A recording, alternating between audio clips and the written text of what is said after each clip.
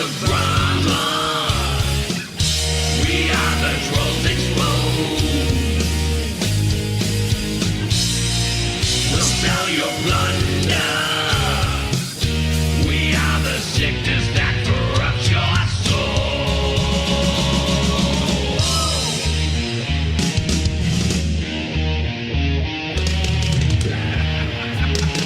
Come on, CG, you can do better than this. How are we gonna win with our hands? Get up, get up, get up and fight!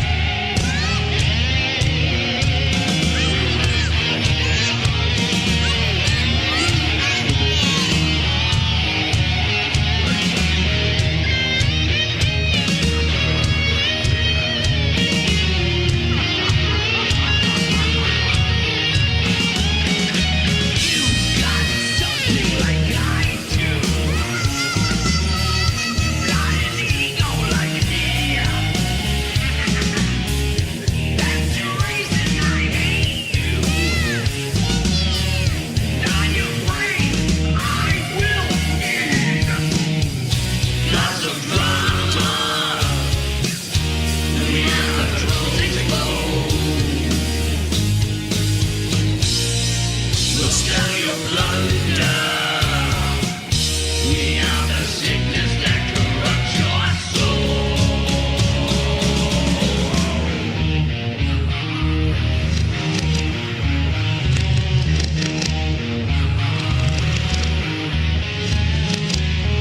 Come here, give me that gauntlet.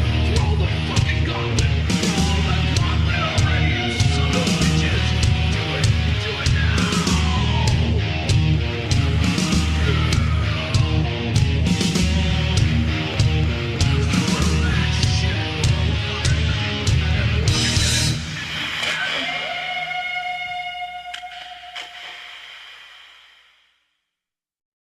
And we here at Hero Shack Press want to say if you cannot get enough trolls, don't forget to check out Enter the Cromniverse, another huge troll anthology funding right now on Indiegogo.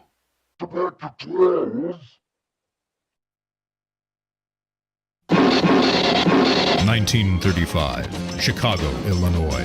Early elements of the Axis powers are secretly working together to develop the ultimate bioweapon. Ferocious beasts created by German occult science, trained by dark samurai, and used by the mafia as lethal enforcers. When Tiger realizes how truly disposable he is, he rebels against his masters. Forced to fight his brothers, Tiger's struggle for vengeance and survival is about to begin. With an authentic retro video game in the works, toy, and poster art by the legendary video game box artist Tom Dubois, you'll want to get your claws on Tiger Blue back in now.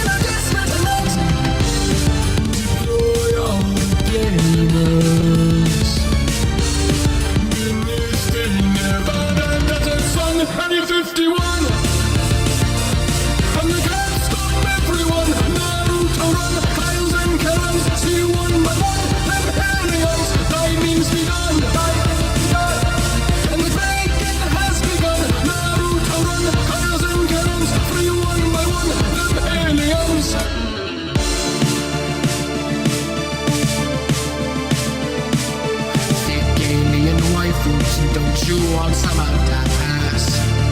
These are Uncle Sam's, the airman said you shall not pass. The spirit of Harambe guides the courage of the horde. So go ahead, face the fit, or is it if you die, go on, do it for a pay.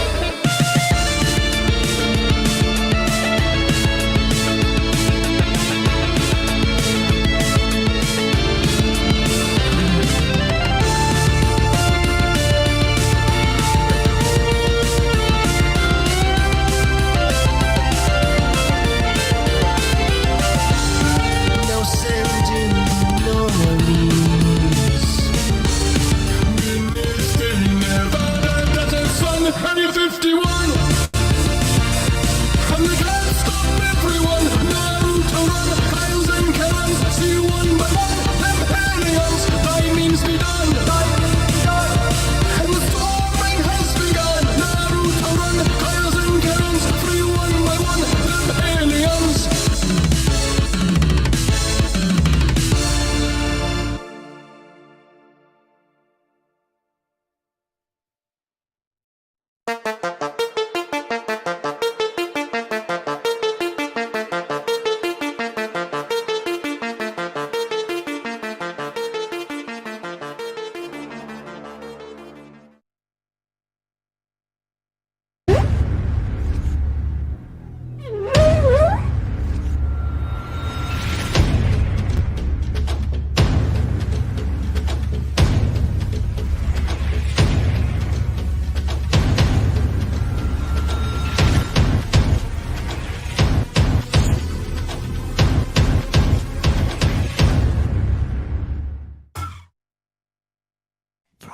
Studios.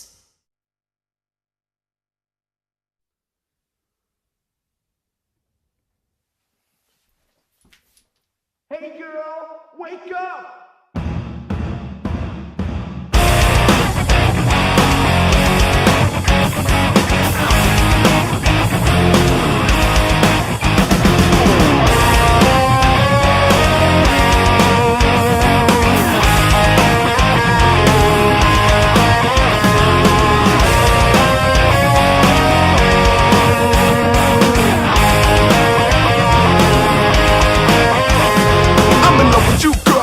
My mind, don't wanna think about moves every time. I win back a smile and everything you do. Don't you understand, girl? This love is true. Your side's a credential, sweet and thin. That's kinda like a vision upon your skin. It lights up my day, and that's so true. Together we're one, separated we're two. So make you all mine is my desire. There's even in the world for you that I admire. You're pretty plain and simple, you rule my world, so try to understand. I'm in love, girl. I'm so in love, girl. I'm just a love girl, and this is true. Girl, you know it's true. I love you. Yes, you know it's true. I love you. Girl, you know it's true. My love is for you. Girl, you know it's true. My love is for you.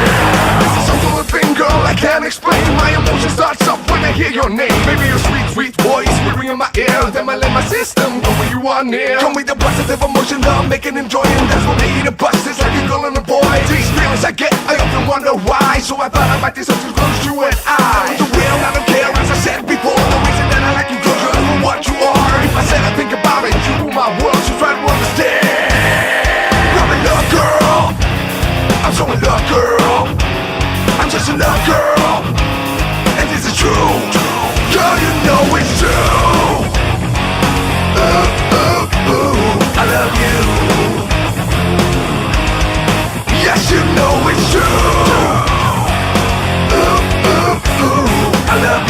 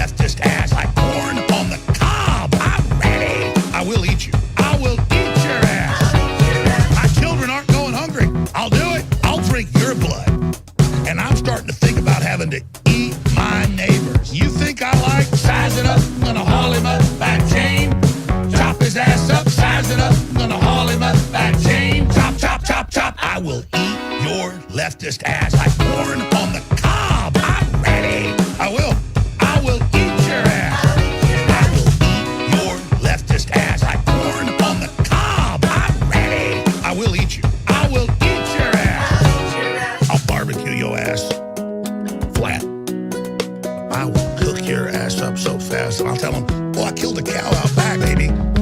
You think Christ would eat somebody? He would never do that. I will. I'm ready to hang them up, gut them and skin them and chop them up. You know what? I'm ready. I will eat your leftist ass like corn on the cob. I'm ready. I will. I will eat your ass. I will eat your leftist ass like corn on the cob. I'm ready. I will eat you. I will eat your ass. I will eat your leftist ass like corn on the cob. I'm ready. I will. I will eat your ass. I will eat your leftist ass like corn on the cob. I'm ready. I will eat you. I will eat your ass. That's why I want the globalists to know. I will eat your ass first. I swear to God, if it's the last thing I do, I'm going to get my hands around your throat.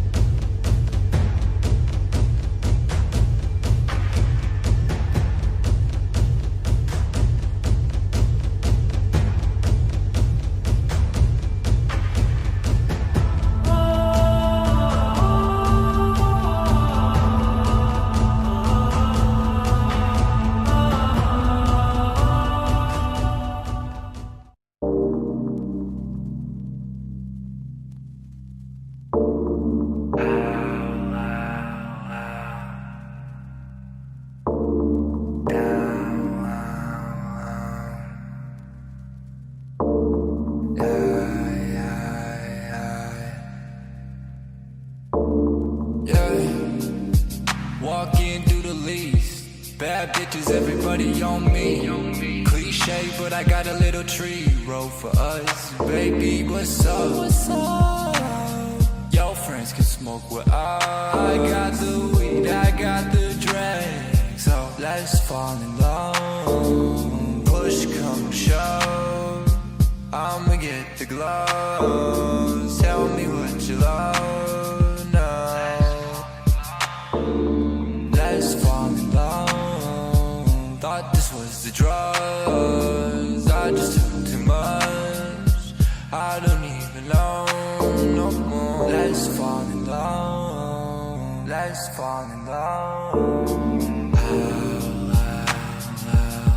We all in the bag and about to break it out. Shawty known through the city, yeah, she known through the town. She gon' hop inside the bed and we gon' last a couple rounds. Let's fall in love. Let's fall in love. It's not hard to treat you good. Let's fall in love. It's not hard.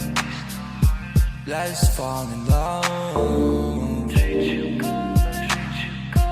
Let's fall in love. It's not hard, I'll treat you good. Do everything they said you would. Said you would, baby, on me like I know she should. Said what's good, pull to the Grove and it feel like Hollywood. Yeah, I just need to breathe, no, I don't wanna leave now. Yeah, I don't wanna fall, no, I don't wanna fall in love.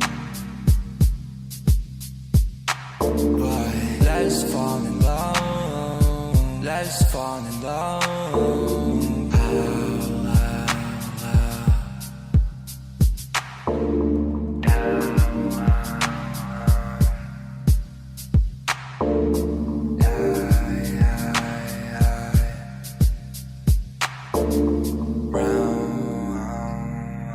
Let's fall in love. Let's fall in love. Let's fall in love. Let's fall in love.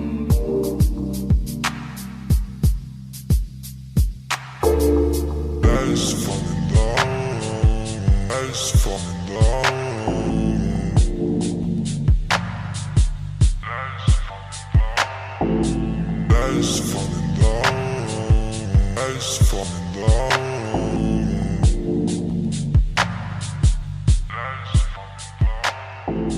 Let's fall in love. Let's fall in love.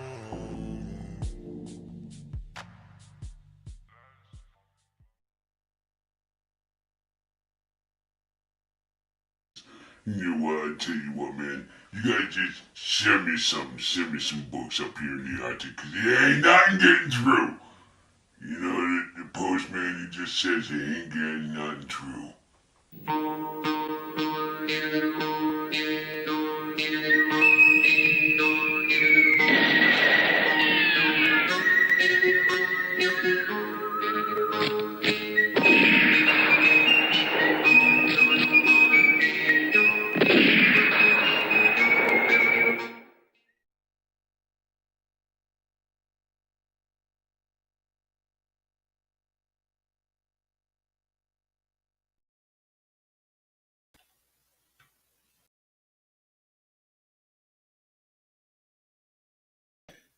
I don't know what happened.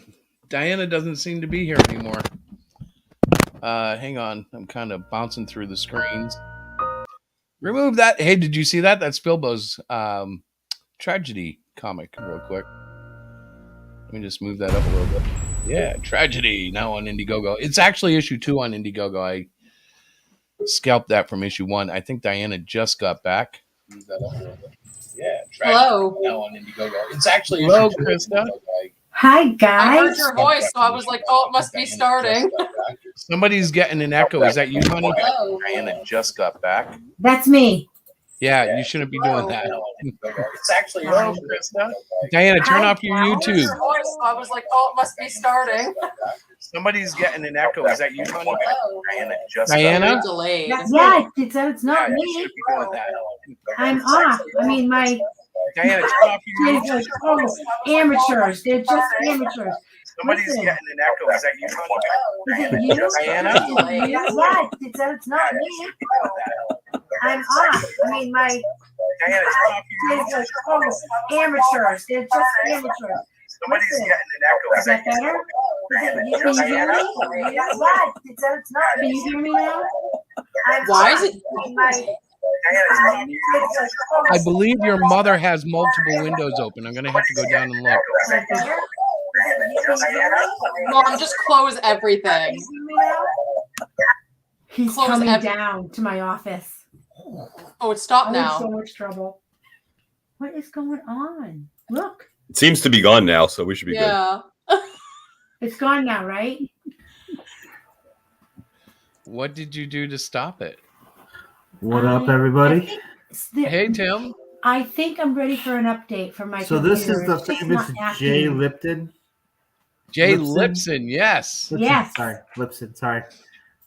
Jay, we've done a lot of talking about you in the past, so people kind of know your name. Yeah, I'm an old salty around here. There you go. Yeah, but we love you. I just, this is such an exciting night, and I'm thanks for coming. I didn't know if anybody would come, but yeah, tonight Yeah, you we're know I was starting gonna come. Trolls Exposed. With a bunch of echoing. I just wish I could have done more for your book. It's just a little hard. Hey, to you know say. what? We know your condition. I'm happy you're doing anything. I'm like, No oh, worries. praise God. Oh no, Um, it doesn't stop me too much. Just it's hard to sit still for too long. Oh yeah, I'm getting like that too, but I don't know what to do about it because it's not medical. It's just, you know, when you sit on your butt too long and you start getting cramps. It's No. I don't Yeah. have a butt, so I don't know. It's done it to me a few times in the last month here, trying to get this book moving along. There must be a tragic story behind that. Okay, guys. No, I'm the just sore tall butt. and white and Jewish, so I just don't have an ass. Oh, okay. End of story. Pretty much. So Diana, do you want to introduce Krista's people? boyfriend is Jewish. Krista, does Ben have a butt? What? I've seen Ben's butt. He has a butt. What? I don't even want to know the story. Nothing. Just No, I so haven't tell us- seen his naked butt, but I've seen him in pants. Oh, He fills God. them out Okay, okay. stop. Wait, So- why? Okay. Your mom wanted to know if Good Ben had a butt. I don't know why. Look, it's Jay What does made that a have to reference. do with him being Jewish? Oh, good lord. Jay, he was making a funny. I've heard that before. I didn't Anyways. hear. I was typing something. You're Type probably it. wiser Pay to keep typing. Yeah, just keep typing. Don't worry about it. Oh, So, my. Chris, Did everybody notice the green screen? Well, I added a green wash to it, but Krista's troll was in the beginning of the video. And I am Krista's, so right? excited because the concept of that troll blew my mind, Krista. Your little sketch it? blew my mind. Yeah. Oh, it was amazing. Oh, well, I'm glad you liked it. I'm personally very excited because she's the one that's doing all the illustration for my book. What are you I'm trying to get to the troll so I can show her troll. There, this guy. there? Oh yeah. I love Krista. I absolutely love the concept with the trees on the. Oh yes. Well, yeah. So like when I think like trolls, like I was thinking the traditional mythological Scandinavian. Honestly, I think I was definitely influenced by that movie, which I haven't seen. Yeah. Which movie is that? Troll Hunter. Troll It was Hunter. really good. Yeah. I don't remember that one. It came out. Isn't that the 2010s. Polish subtitled one? It's in. I don't remember what language, but yeah, it's subtitled. Oh, okay. No wonder I've never heard of it. Now we know I haven't seen it. It was Yeah. on Netflix. I think is where I watched it. Well, honestly, this book started off because I made a troll story that wasn't going to get in another anthology. And in the research and the study and stuff, Diana and I kind of became little troll fans. Like, trolls are wide and varied, and all the way from the original bridge trolls to your internet trolls and everything in between. Mhm. And the stories are going to reflect that because I'm a nut and because the other writers are kind of nuts too. Excuse me? You are nuts, and so is Rick. I don't know where Rick is, but he's nuts. I sent him the link.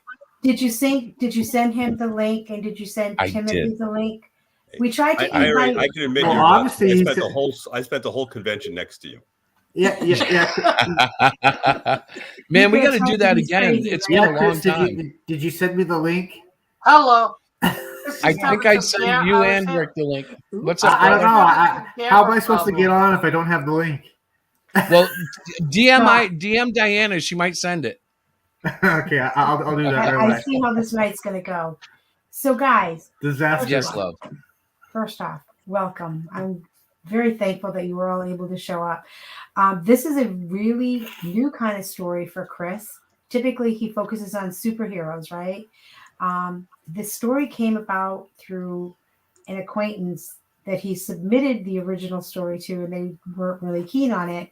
So he said, well, I really like the story, and I like the story. He Yeah. goes, "Let's Well, just do okay. our So own." we might as well stop beating around the bush because I'm supporting Cromniverse. Yeah, of course. Like I think everybody should back that book too. But specifically, I created a story to go into that, and for one reason or another, it didn't fit that format. So I started working on my own book, and then all of a sudden, we were looking at 100+ pages, going, Because he's this is crazy. going to be fun. Yeah, this is a stop. big book. Yes. So we got Rick from Cross Comics down on the lower left, right below me, and Krista on the upper right, and Jay on the lower right. And well, Tim is just a creator who's involved with Melvin, Not but just a creator. We're using his character Melvin, yes. and one of Yes. the cupcake stories, which is super funny. And I don't know, Jay, did Chris send you the copy of it at all? Did he? I thought he was going to share it with Yes, you, he did. and he did. If not, Okay. I made a collaboration folder. I'll share it with you because that's where I'm putting all the whips and everything else. And There's some anybody crazy The stories. whips. the whips, yeah. Well, No chains, just whips. Finally, this book will go to #1 because you have Melvin in it. So Yeah, man, that's what we're you're counting welcome. on. You sure that's not going to bring it down to #0? No, stop. No, Isn't that like no. issue 0? Can't we play on that? Isn't that a thing now? People make issue 0. That used to be a thing. They should bring that back, I think. Well, I shouldn't say anything. I'm inking Melvin number 3, so. Yeah, that's right. That's right. It's gonna be I just want to respond to Reckless. Hey, Reckless, just so you know, it skipped a generation. My kids are Jace Blade is also in the house. He's in the chat. And he's contributing a pinup to the book. Yes, he is. Oh, cool. Yes. awesome. Yep. That's That your was son, right? Yes. So, Chris, you can now officially say that it is a family affair. That That's right, everybody in because, our family is contributing. Larissa's editing, Krista's drawing, Diana's writing, I'm doing my thing, Jace is in, and our friends. Jay Lipson's there too. You know, like it's like it's just like a Thanksgiving without the turkey. Well, we got I one could think turkey. of- We got Chris. Hey, You just Chris, set we got yourself the up for turkey. that You're one. in it.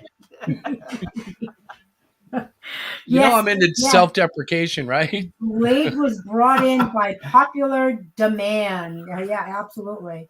Yes. We got to get everybody. Oh, We just have Jason? one child that hasn't done anything yet, but I am going to be approaching him. Yeah, That we have is to the find elder something brother, for Mike to Michael. do. Mike is a 3D like artist. He went to school like to do the computer stuff. So we're going to see if he can throw something together that we can put in, so we can make it like everybody in our family is. Yeah, all the kids.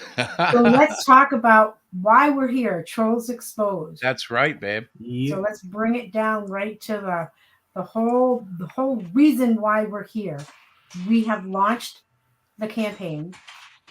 It is live. It's a flexible goal. Do you want to tell them why? Well, because we want to get the story in people's hands. Yes, That's right. You know, that really is, I think, for anybody starting out, you want readers to read your stuff. You want them to like it so they come back as you continue to create. Well, So- and logistically for us, because we are ordering these books in an on-demand style, it doesn't matter to us. Well, it matters, but if we sell, 10 books or 10,000 books, it's going to cost us the same. We've already got the price. It's kind of how we built up what we do. And that means if we have a very small run, it's no big deal. If we have a very big run, yeah, we won't make, 10% more than we should have, but it's safer. Well, the reason we even do this is because you love to create. I'm relatively new at it. I've always loved to write, and I've got another. I'm slowly year infecting her. Finish. Huh? Yeah, you're slowly becoming infected.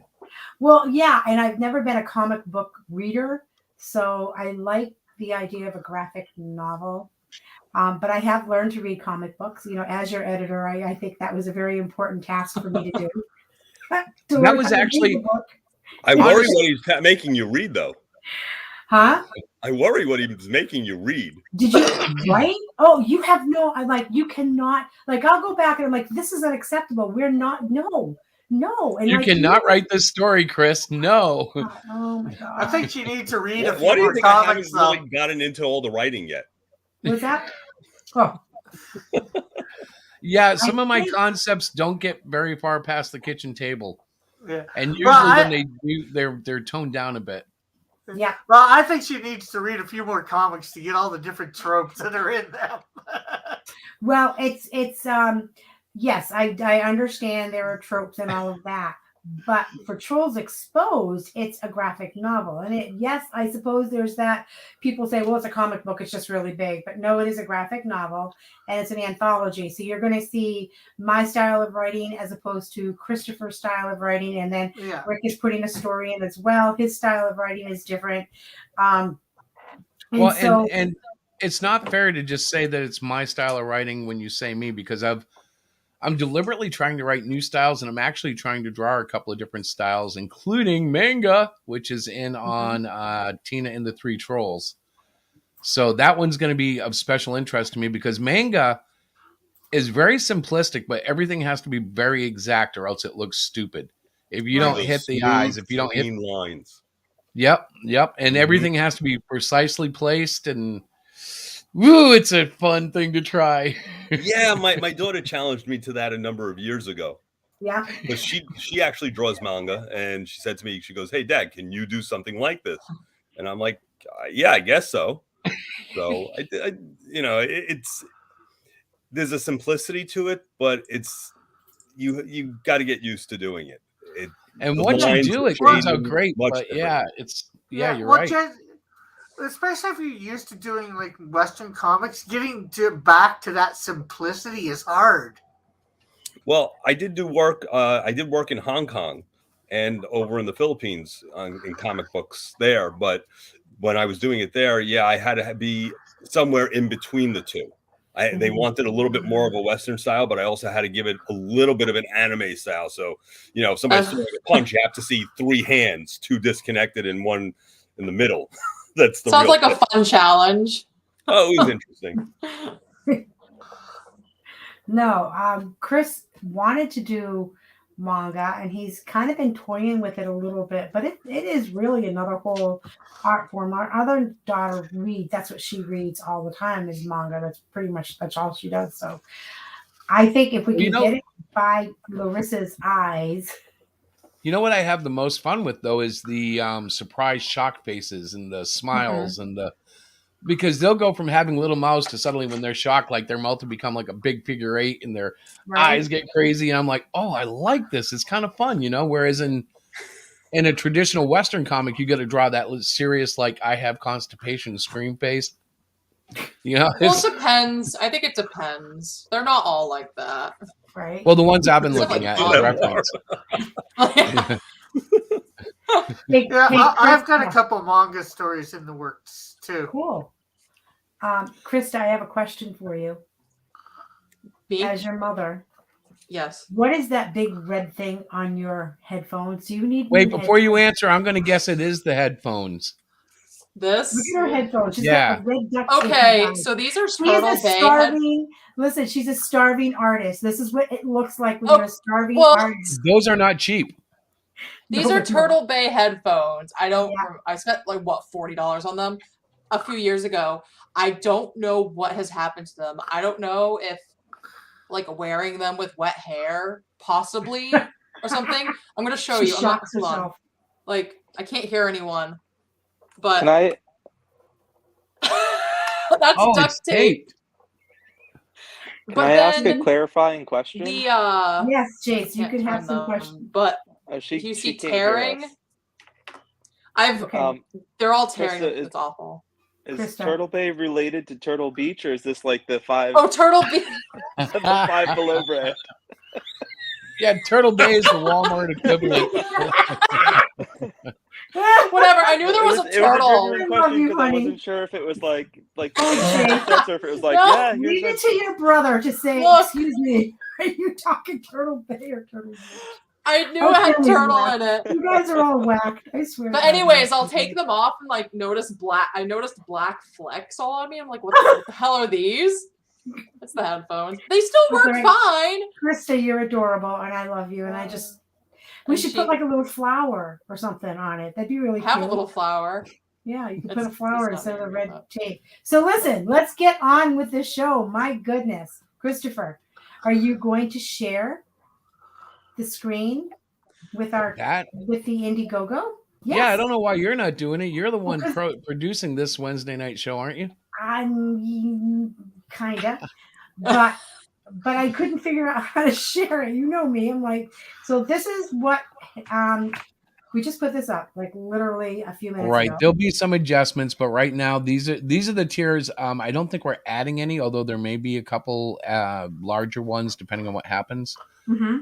Mac Rogers Lightning Troll is the first one. That is the PDF tier.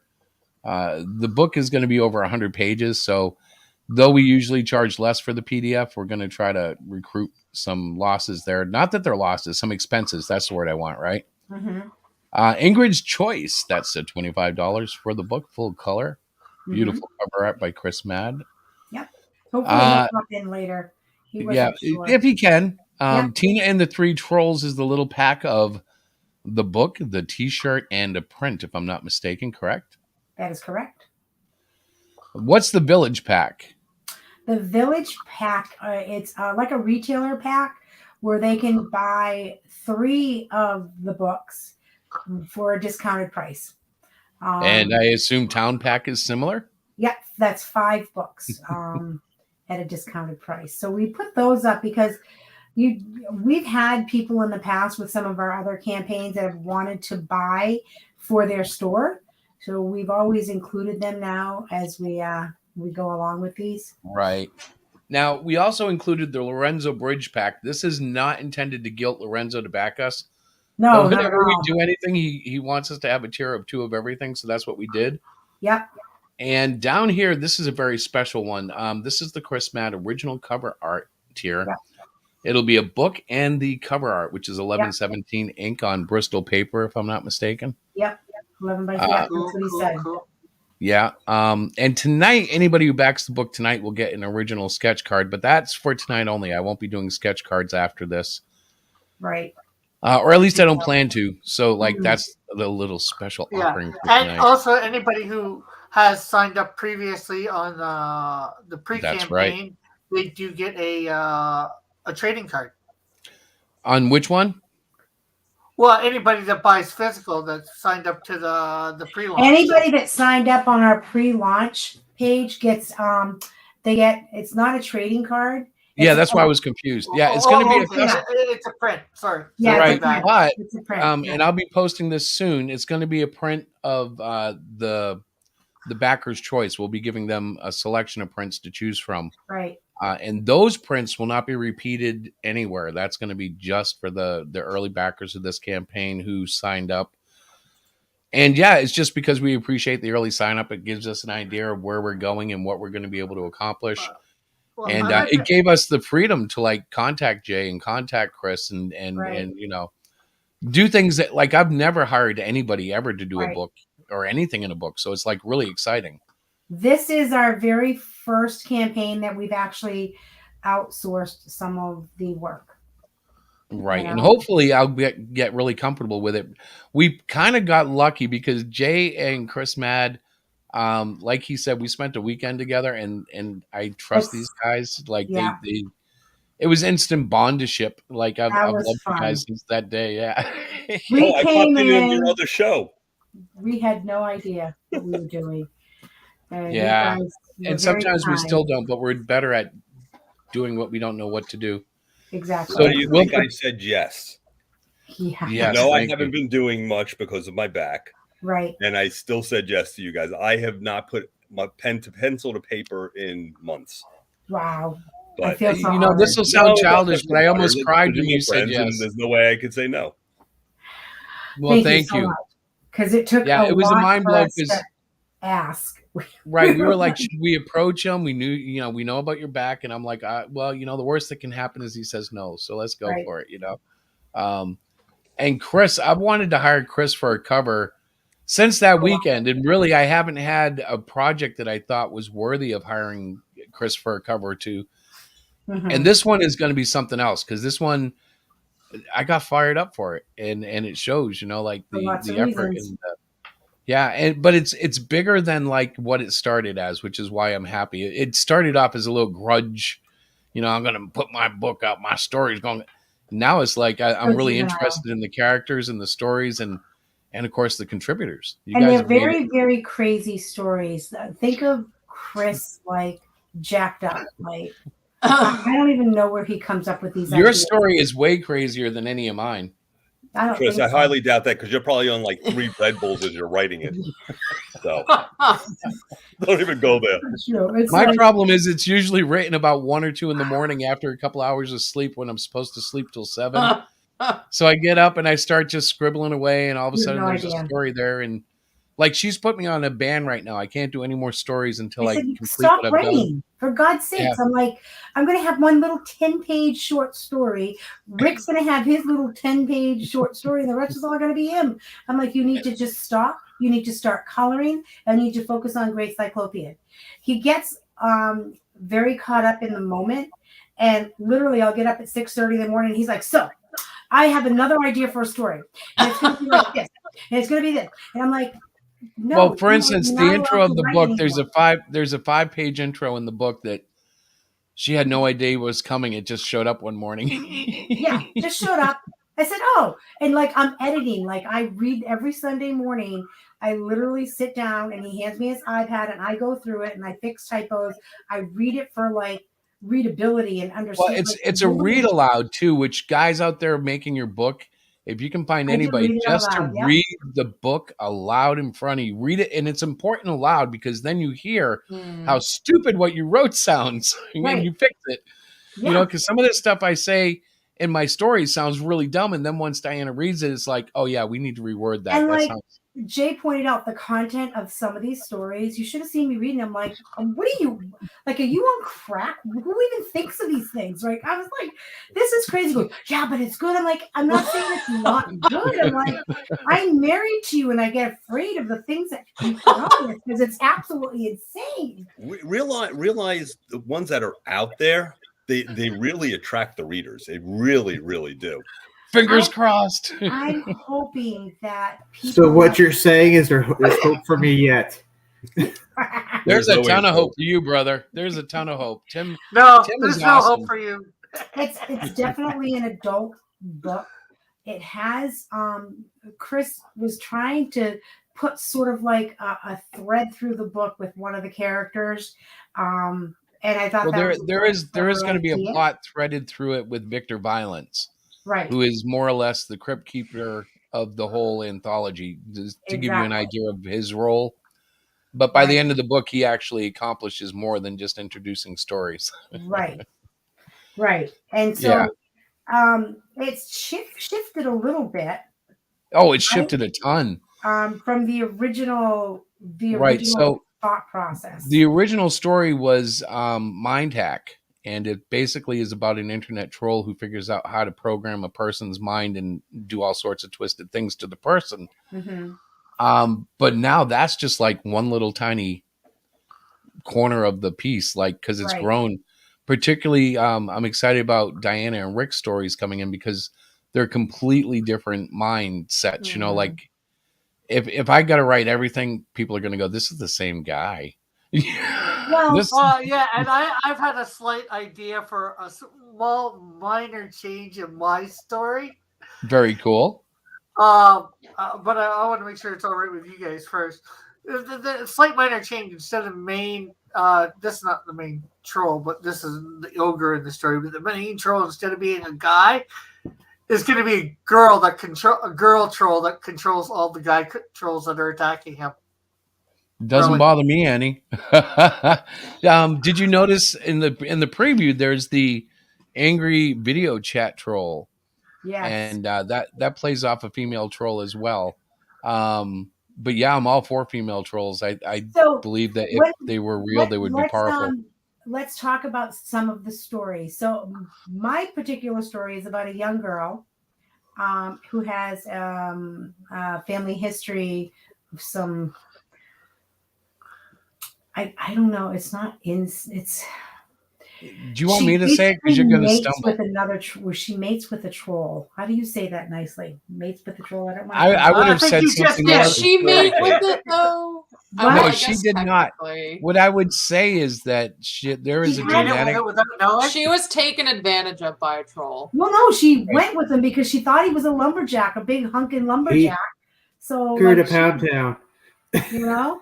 And found out that he really was a troll in disguise. So my story comes from that sort of like it's a genetic thing, a little bit of genetics going on.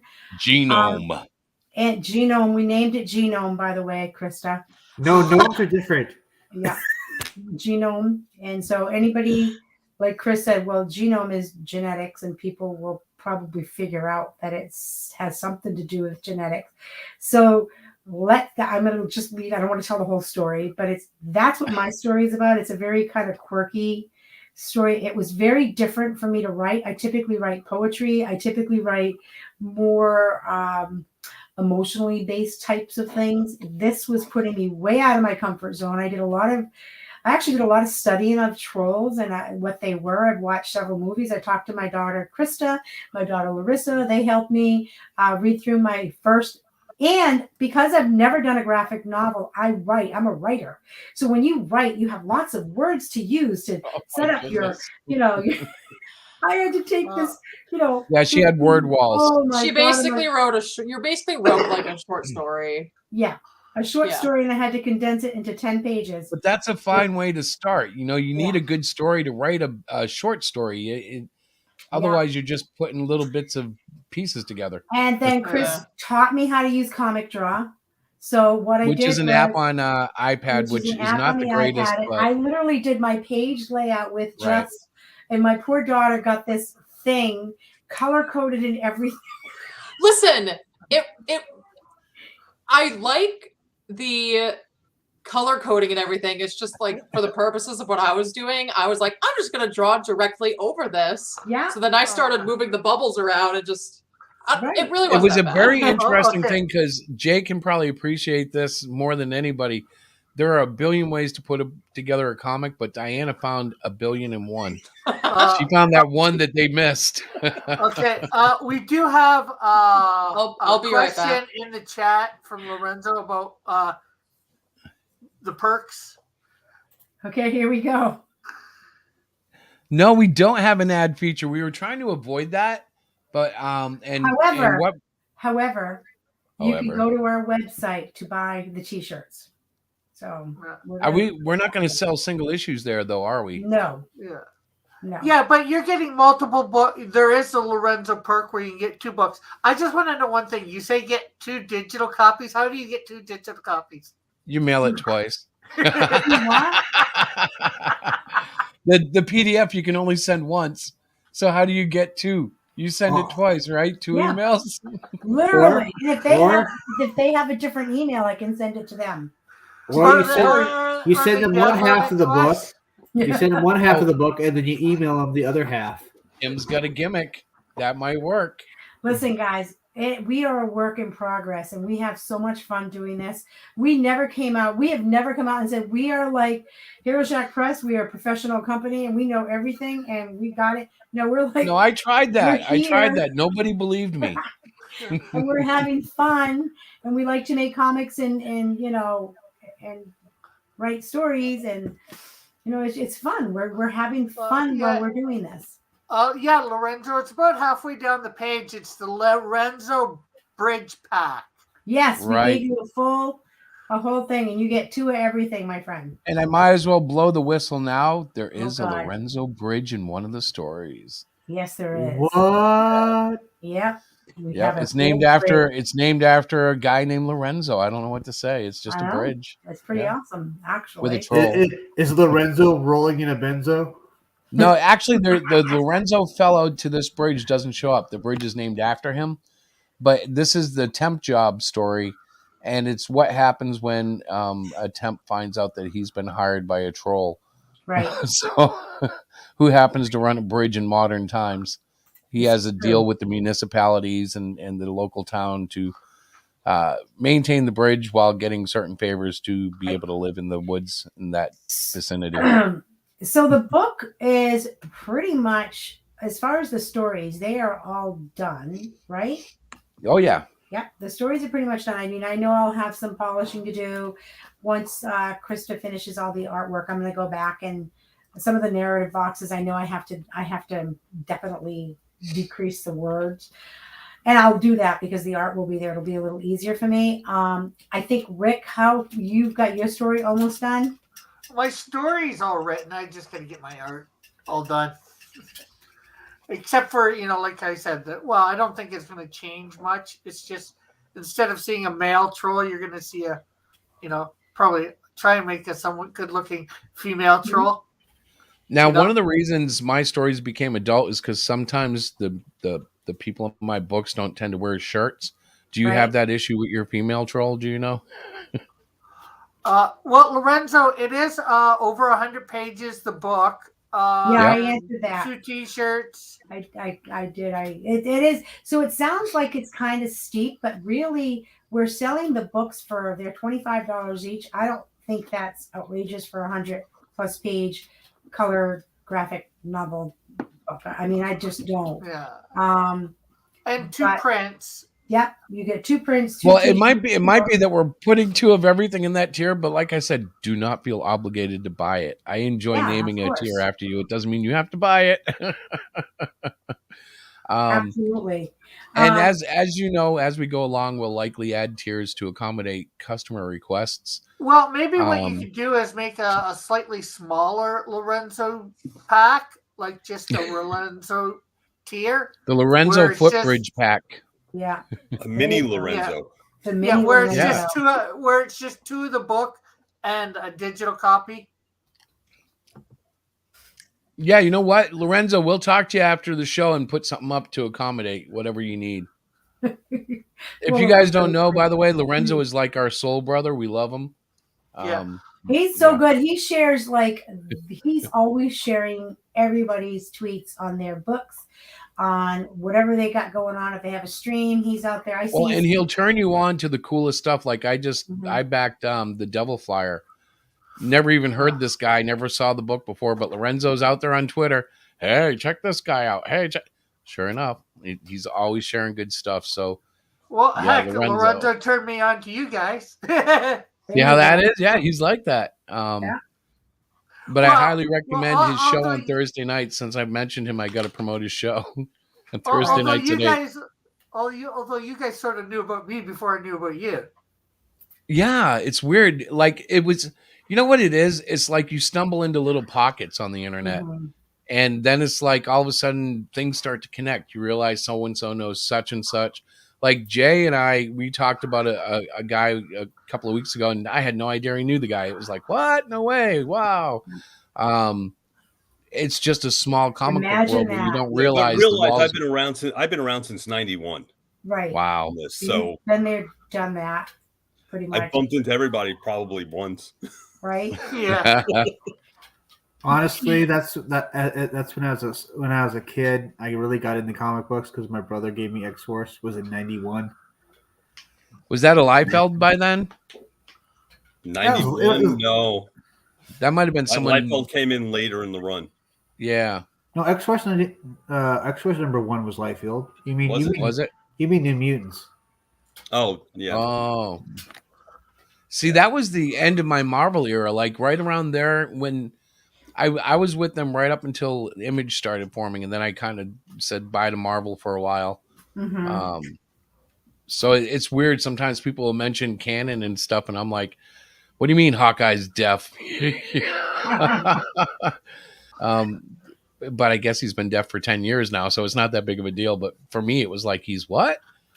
Hawkeye.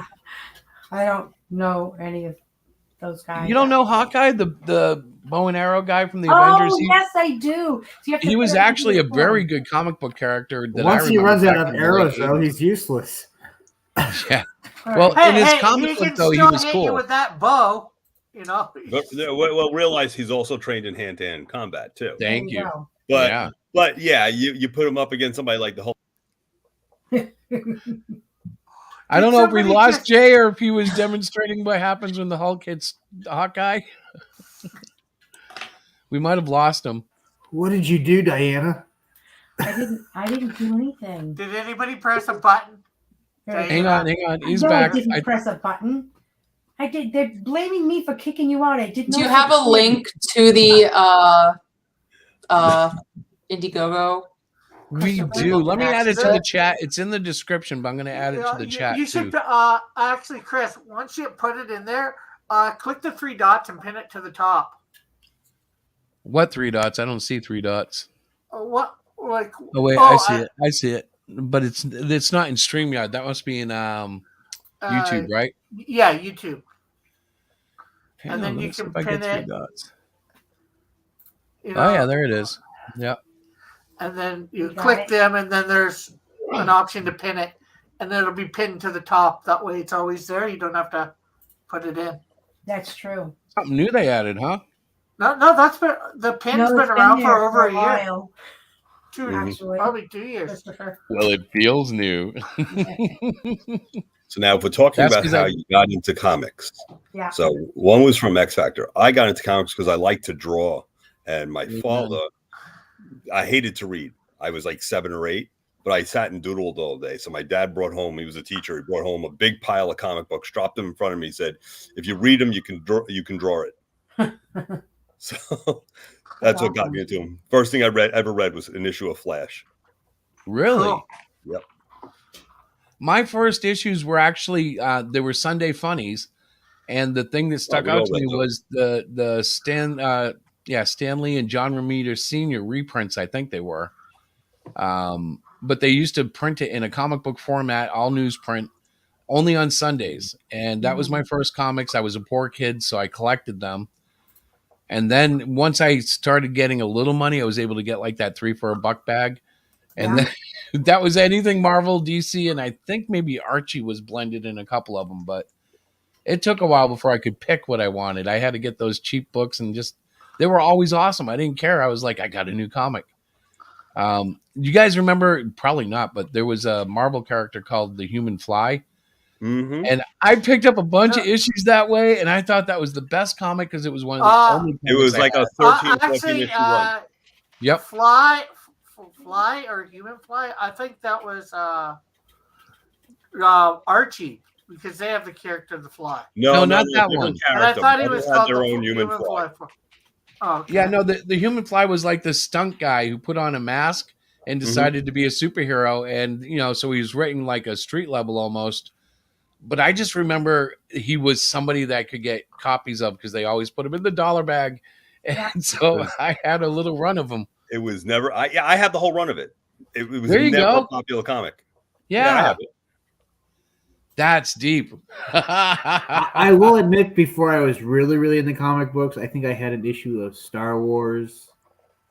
And God, Star Wars was another big one. Yeah. Yeah, and I think I had a few others, but I don't really think it really hit till like X-Force #1 though. I'll be honest. I was never. I like Star Wars the movies.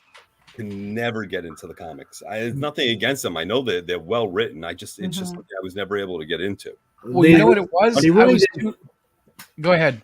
They really didn't follow the actual movies. They kind of went off on a little tangent. Well, yeah, of course they did. I was so broke that I couldn't go to the movies. So those first few Star Wars books I did manage to get a hold of was the only exposure I had to this huge pop phenomenon until Star Wars came to the dollar theaters, which happened like a summer and a half after they released it in theaters. But I did finally get to see it in a dollar theater, which was still as cool. And I saw all my movies growing up in dollar theaters. What's a dollar theater? Literally like a matinee in a real theater. It was the theater that played last year's movies for $1. What? Yep. If you went during certain times, yes. Yeah. I just imagine Chris hey guys, I saw Star Wars. Chris, you're not the only one who did that. Hallelujah, brother. I'm glad to hear that. Oh, yeah.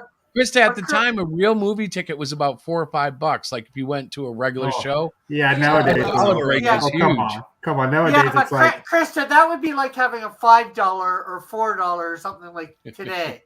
Fair enough. Okay, all right. That makes okay. Stop calling us old.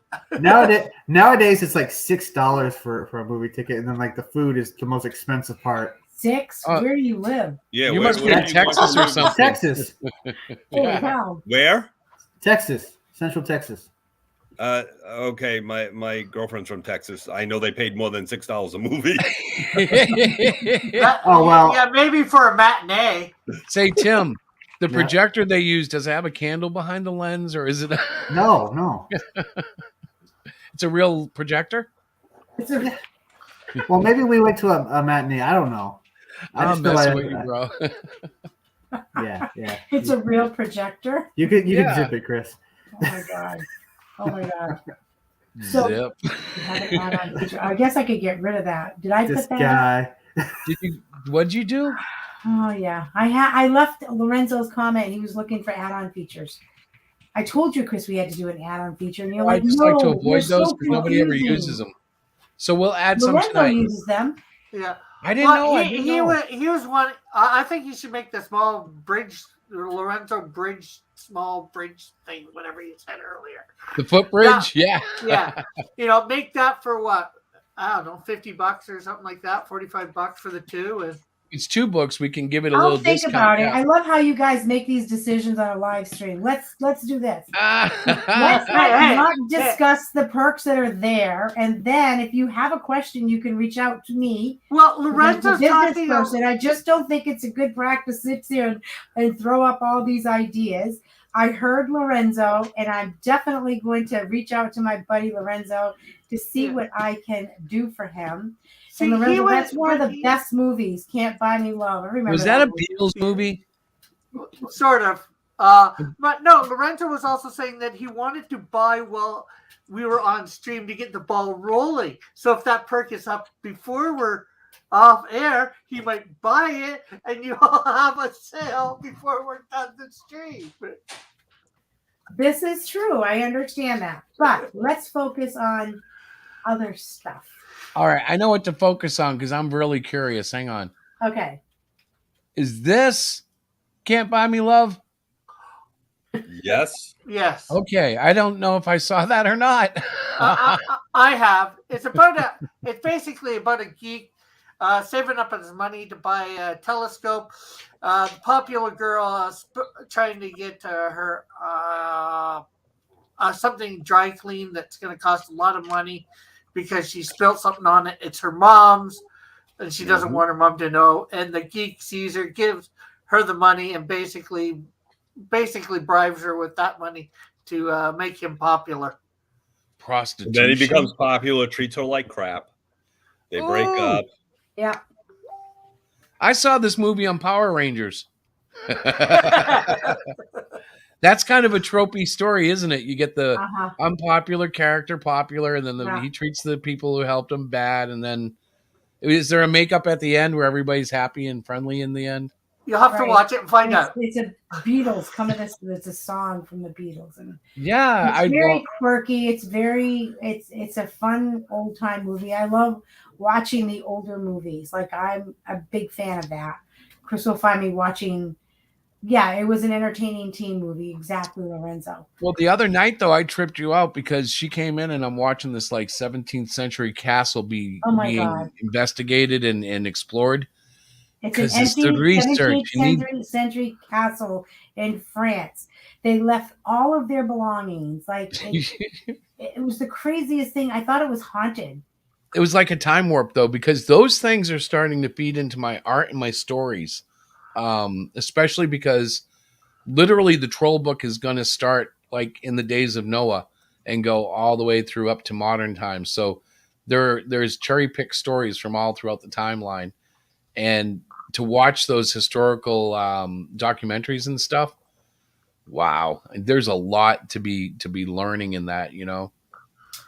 Christopher, Terry is here and wants to know what happened to your Tism Schism. I told him to keep falling asleep. Yes, literally the last 3 weeks I have had. Actually, last 3 weeks I've either fallen asleep or the one show I went on, I fell asleep during. And I'm actually concerned about my health. I think the long COVID is actually sticking with me a little because I do feel a lot of fatigue. And then like I'll have these bursts of energy. Like the last 3 days I've been fine. But come tomorrow, I might wake up and be lethargic. I don't know. That sounds more like something from diabetes. Yeah, but it's not diabetes. It's weird. It's like only been since I had the COVID, and I only think it's long COVID because I was reading up on the symptoms, and I kind of seem to have some of them. But I'm not overly concerned. I mean, if I die, I die. You guys know how I am about that. But it's been a nuisance, especially. But you know what I mean? It's been a nuisance when it comes to waking up. It's like, come on, just get up and go. And sometimes the energy just isn't where it should be or where it's been. Right. He's blaming it on that. I said, you're getting old. But, well, whatever. Well, that's true. I am getting old as well. Yeah, I remember telling you. I said, I think you set up a stream and you forgot about it. So yeah, he did. Hey, Christopher. Yes, why ma'am. did you update the the campaign again? You want me to update the campaign? Hang on a second. Yeah. Let me share it and update it. All right. Actually, got. How come you still haven't learned how to do this, my love? I'll have to teach you. I love when you do it. It makes me feel like, yeah, I just love when you do it. Hey, look at that, babe. We're at $32. Yeah, we got our first 6% of the flexible goal. But understand, guys, Flexible goal means that whatever you just ordered, whoever it was, thank you, by the Yeah. way, you're going to Yeah. get it. Thank you. Yes. So does anybody in the chat want to say who they were that backed it? I can't. I could look and find out, but I don't want to dox Nope. anybody. Yeah. Nope. We're not doxing anybody. Well, that's Right. that's why I asked the chat if they want to dox themselves. No, they don't. I don't think it's anything. What kind of shenanigans are you trying to bring here, Rick? I know, Rick. Oh my goodness. So Terry, I want to answer your question, but I don't know who you're talking about. You're talking about The best name on YouTube. his name is not the best on YouTube. He needs to be doing it cleaner and better than the other guy. Whose name? What did I miss? He must be talking about me and Tism Schism. Probably. Chris, you know, I really you ruined do my this to scheduling yourself. reputation. Yeah. You know, you are a little on the rebellious side. You like Well, to it's not speak just your rebellion. mind. Really, and this is going to sound like bullshit, I think, but I literally get so into making the books, so into drawing, so into all of that. It's because it's not just drawing. I'm trying to ink, I'm trying to color, I'm trying to letter, I'm trying to do everything. Well, not trying, I am doing it. And it consumes, like, you can sit down. I can sit down at like 8:00 in the morning on a Saturday and start working. And Diana will walk up to me at 6:30 at night. And she's like, "Are you eating dinner?" Like, literally the time seems to fly as quick as like a blink of an eye. And it's great because I can look back and go, well, I got, 2 pages roughed out. I got another page colored. I got this page inked, but it is time. Well, so it eats it. She's talking about his name is not the best on YouTube. So Terry tells me that you don't have a good name on YouTube. And why is that, Terry? Why do you think he doesn't have a good name on YouTube?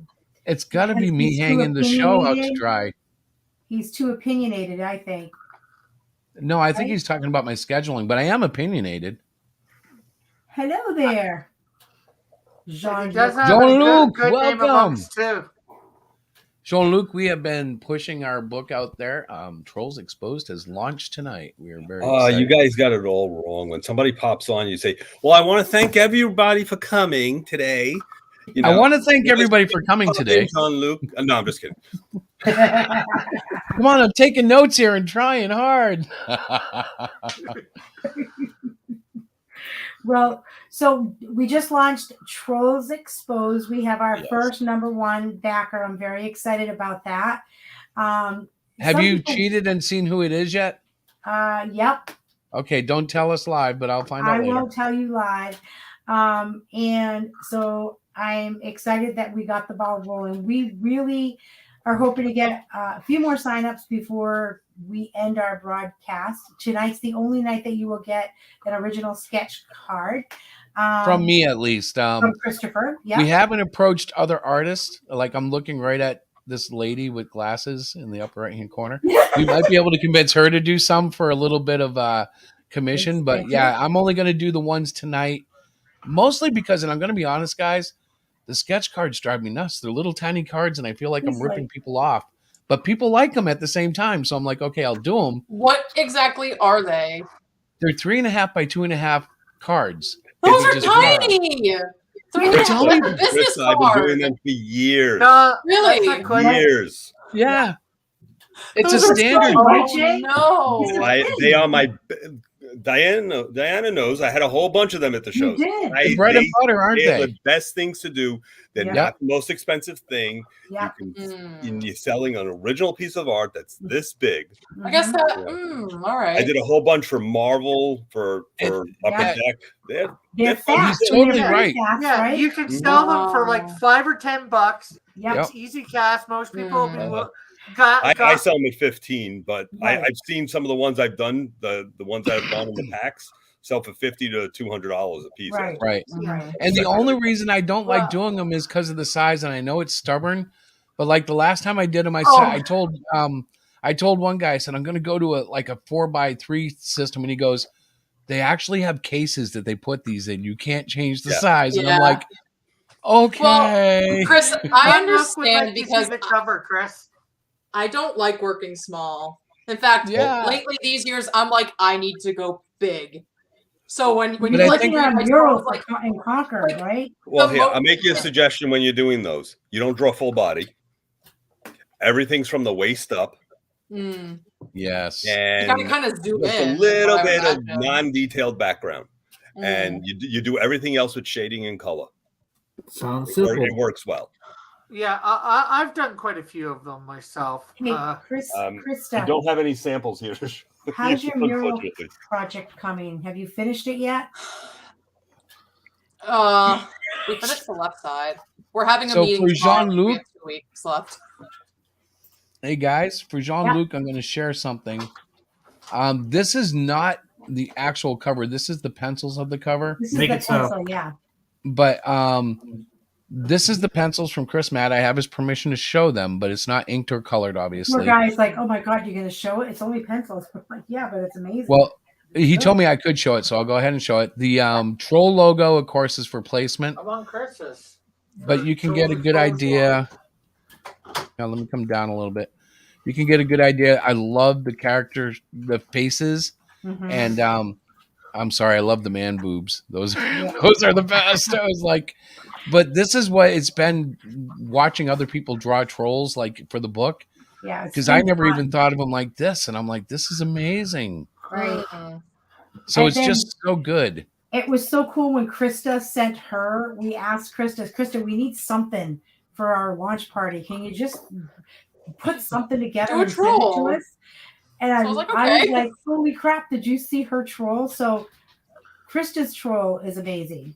I Well, really, you said really do a like that sketch, troll. so I want to make a t-shirt out of that one just for me. okay. That one. I think that is so cool. Now Chris put a wash to that. Yeah, He made that's it just green, basically. I mean, I did it in grayscale, so Right. right. And I only put a wash on it because the grayscale on the launch page looks really weird. Mhm. And actually, this Mm. particular piece of art doesn't have the title on it yet. Again, I just have to tighten up a little bit. Right. Krista, did you get your request for art at 6:30 this morning too? Yeah. Yeah, No. same. I got it yesterday at 6:30. Well, okay. So what happened was, yeah, but you guys got to understand, Jace hasn't agreed to do anything. Poor So, Jace. Jace is like, I wrote him at 6:30 in the Where's my morning. I little said, buddy? oh my god. "Hey, I'm looking at your Instagram, and if I ink over some of these, I could turn them into trolls. Can I take one?" He's like, Yeah, "What?" he pulled art from like 3 years ago and was like, "Can I use this?" And I was like, Oh "No." my god. So you got to show Jace's now that you got Krista's up there. Well, like, Well, I don't Chris, think I have his loaded properly. Oh, You got to remember that's what you said to me also. You like, well, if you can't work on anything, do you have anything from like from over years you've been drawing? I'll take anything. Yeah, I did too, didn't I? I'm Dear gonna God. find Jace's art here because I have it in here, but it's gonna be. Hang on, where is it? You know what? I remember it was really dark and it didn't come out very well here on it the is. Nope, video. that's not it. Hang on, I'm just gonna send it over Yeah, from it's my dark iPad. as shit. I need the campfire to pop. Yeah, well, it was awesome, but it didn't work well in the video because I made the overlays. They're like 75%, and Right. then when I did that, it But made your it's, darkness dimmer. It's there's Rick's. The eyes kill me every time I see the eyes, Rick. I want to cry. I I crack love up. the expression. The eyes, like, oh, like, All right, so like I can't talk while I look for this. Here we go. I found it. Okay, hang on. where? No, I'm sharing it to my computer so I can share it with you guys. Oh, okay. Jason's art. So Terry, he's got to do a better job with his show. You're right. I'm gonna. I need a co-host, Terry. Yeah. If I had a 'cause I'm not co-host to allowed hold on me- that stream, I won't even touch that stream. I got booted off. You guys are like, nope. You get Wednesday night to boss us around. You can't come in on Friday night and start bossing us around. So I'm always telling these guys, like, we got to stay on topic, okay? Did we really tell you to leave? I didn't think we did that. There is the size of a trading card or sketch card. Yeah, those are so Welcome back, Reckless. Oh, there it is. Look at that. Isn't Ooh, that yes. Oh yeah. cool? Jace, I loved it. I'm like, I can't believe he did that today for you. It look oh Very cool, bud. Like, yeah, honestly, I think your fire is good. I think I think you just need to make the darks more dark or the lights more Yeah, light. Like the right. contrast Like needs to be bumped up. the sky needs to be darker, for sure. Mm. Well, it doesn't have to be final yet. Yeah, we have. I So, love it, guys, like I though. said, we have the full. Basically, we have like 45 days, and we can still be really good because of the way the turnaround is with the books we order. Here's the catchy thing, because I'm going to be done all my work probably in like 3 weeks, so I'll be like, Diana, I got another story. No, you're gonna have to move to the Great Cyclopean 4. Chris, we need to do get you that keep out. a journal for all your ideas, or do you just like roll No, with Actually, roll his head. No. If you actually took the time to look at my Procreate, what you'll find is dozens and dozens of sheets Oh, so you just use with very Procreate. hastily written ideas that I come up with while I'm drawing. Okay, so it's a digital journal. Yeah, it's not organized like properly like a notebook or something, but like I'm creating a character with the name Fiasco in it. That's not the The full name name, what but in it? the name's Fiasco. Can you do you Okay, know how to spell not that? for the name? troll Okay? book. This is for Cyclopean. I'm creating Let's a character. just talk about But the listen, name choices, young man. I'm trying to explain something to Krista. Okay. So Fiasco, I wrote down on a sketch sheet that was in the in Procreate, and then I started writing out all the ideas and all the names that could go with Fiasco. So like that's how my notations and like if I die, just go to Procreate. You'll see everything that I've been doing. There you go. That's what he Diana tells will me. go. It's in his head, and you can go. No, it's over here. It's all right. Procreate. Yeah. Yeah, that's sort of what I do sometimes too. I just simply end up, drawing whatever. No, What that's idea? I literally write it, but I write it like I just grab an open. It's just like grabbing a sheet of paper and just don't forget to make this. Don't do this and name that. Try this. And things like that. Occasionally, like the story, Tina and the Three Trolls comes directly from Chris Mad's cover. So if you looked at the cover, there was a little girl standing in front of three trolls. And I got inspired. And initially, I was writing a trope ripoff of Goldilocks and the Three Bears. But I totally radically left that trope behind. And I think it ends in a highly comedic situation. Your mother laughed, but your mother laughs at everything I do. So I'm not sure yet. Well, I'm laughing When it's at finished, you. I'll make sure you check it out so you can tell me if it's funny. But I think it's hilarious. He thinks everything is. He really does. He's like, "Oh, this is the best idea ever," and I'm like, what's your target audience? He doesn't even think about that. Like, do you even think about who you're targeting? No. Yeah, this old guy that I know at the store, he'll love it. What's that, Jay? Yeah. You have to understand when we come up with those stories and we're sitting there, because I have something that's like 3/4 written. I just haven't finished it, and it's been sitting there for a couple of years. And you guys know what it is because we kind of spoke about it a while back. But you picture it in your head and you can see it.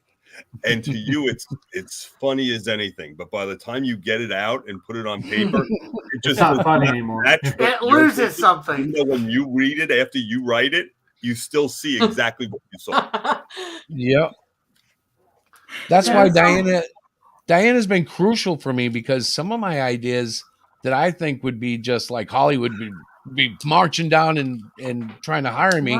She's like, no, the federal government will be marching down trying to arrest you because they'll want to get information on what you're thinking to come up with this crap. And I'm like, Trust okay, that idea gets when I started writing what I have started, my son was sitting there giving me ideas on the side. So he's 20 years old right now. So picture him 16, 17 years old. The ideas I'm getting from him are just ludicrous. Way out in space. And I'm just like, yeah, that sounds great. Humoring him. Yeah, the ideas I had. They made more sense. Jace actually inspired the new supporting character in Cyclopean 3 and 4, and that's Plato the platypus. Yeah, and that was directly because Jace used to always talk about loving platypuses, so I actually created a mutant platypus. I do love platypi. They're awesome. He does. So that's why that character came in. Yes, like, yeah, and he's my very son unique. You're loved- gonna love him. He goes, my son loved platypuses. I'm going to create a character because I'm like, okay, because I said to him, a platypus, like where, why? Just get. I mean, they're funky animals. They got a lot But going on, really. without giving away his secrets, though, Diana, he turned out to be a cool character, didn't he? He is a very cool character. Well, Yes. heck, there's You that were cartoon- saying there's that children's cartoon with the platypus, Platty the platypus or whatever, Perry the platypus. Perry the Perry. platypus. you were saying that some of your ideas, Diana said that the FBI would be knocking down your door or whatever. When I was younger, I mean, like Melvin was 10 times darker than he is now. If you can believe that. Wow. Yeah. It was, Timothy, how long has your character been with? Like, how long in development for Melvin? Has Melvin been?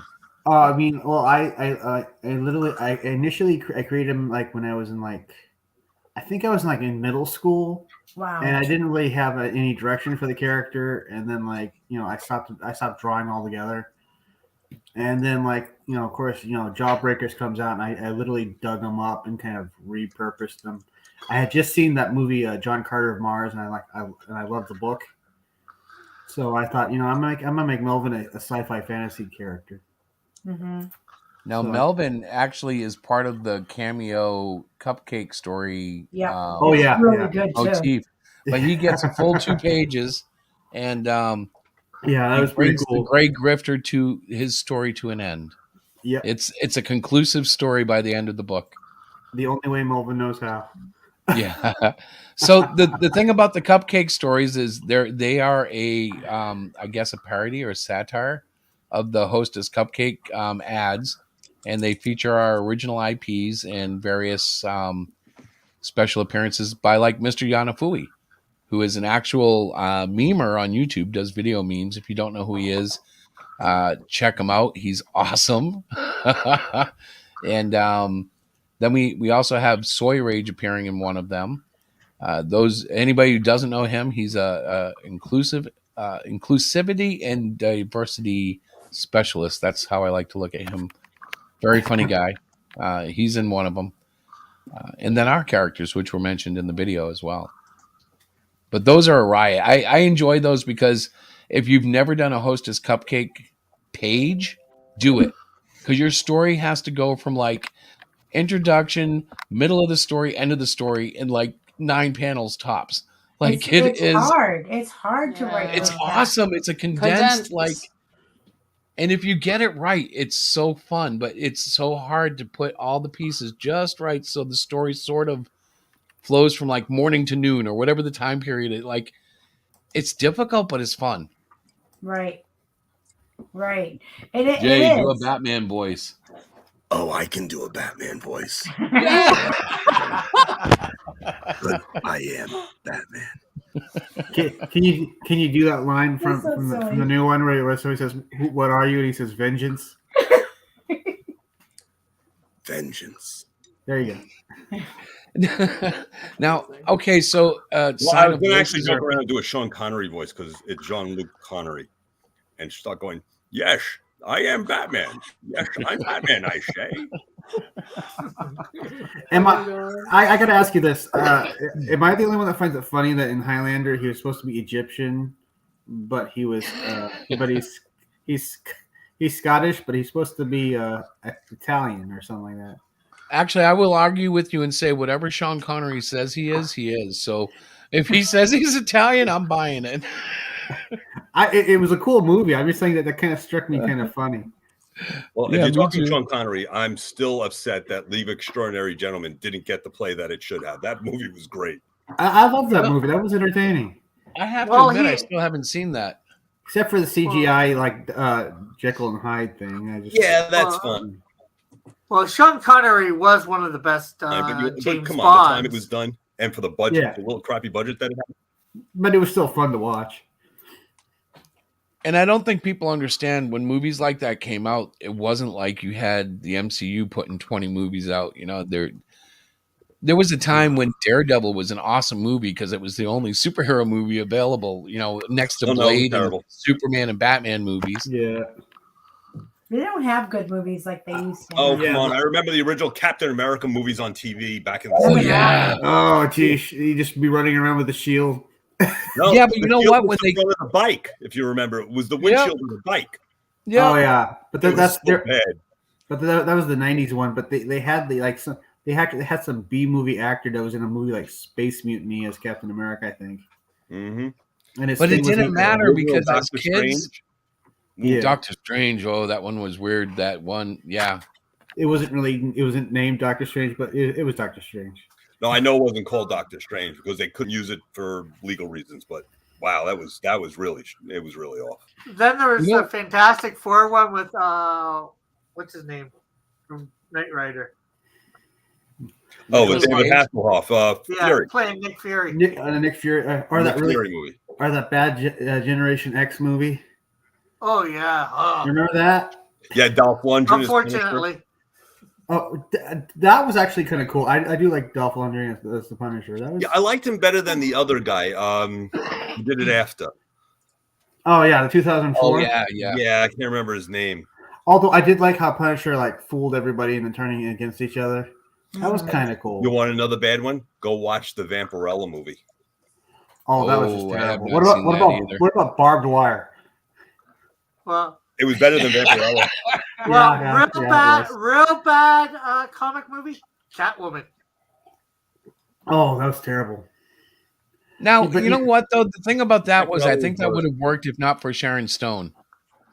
Probably. I didn't blame Well, Halle Berry for that. Here we go. Well, No, Halle Berry I was blame good. I It was blame the just- writer.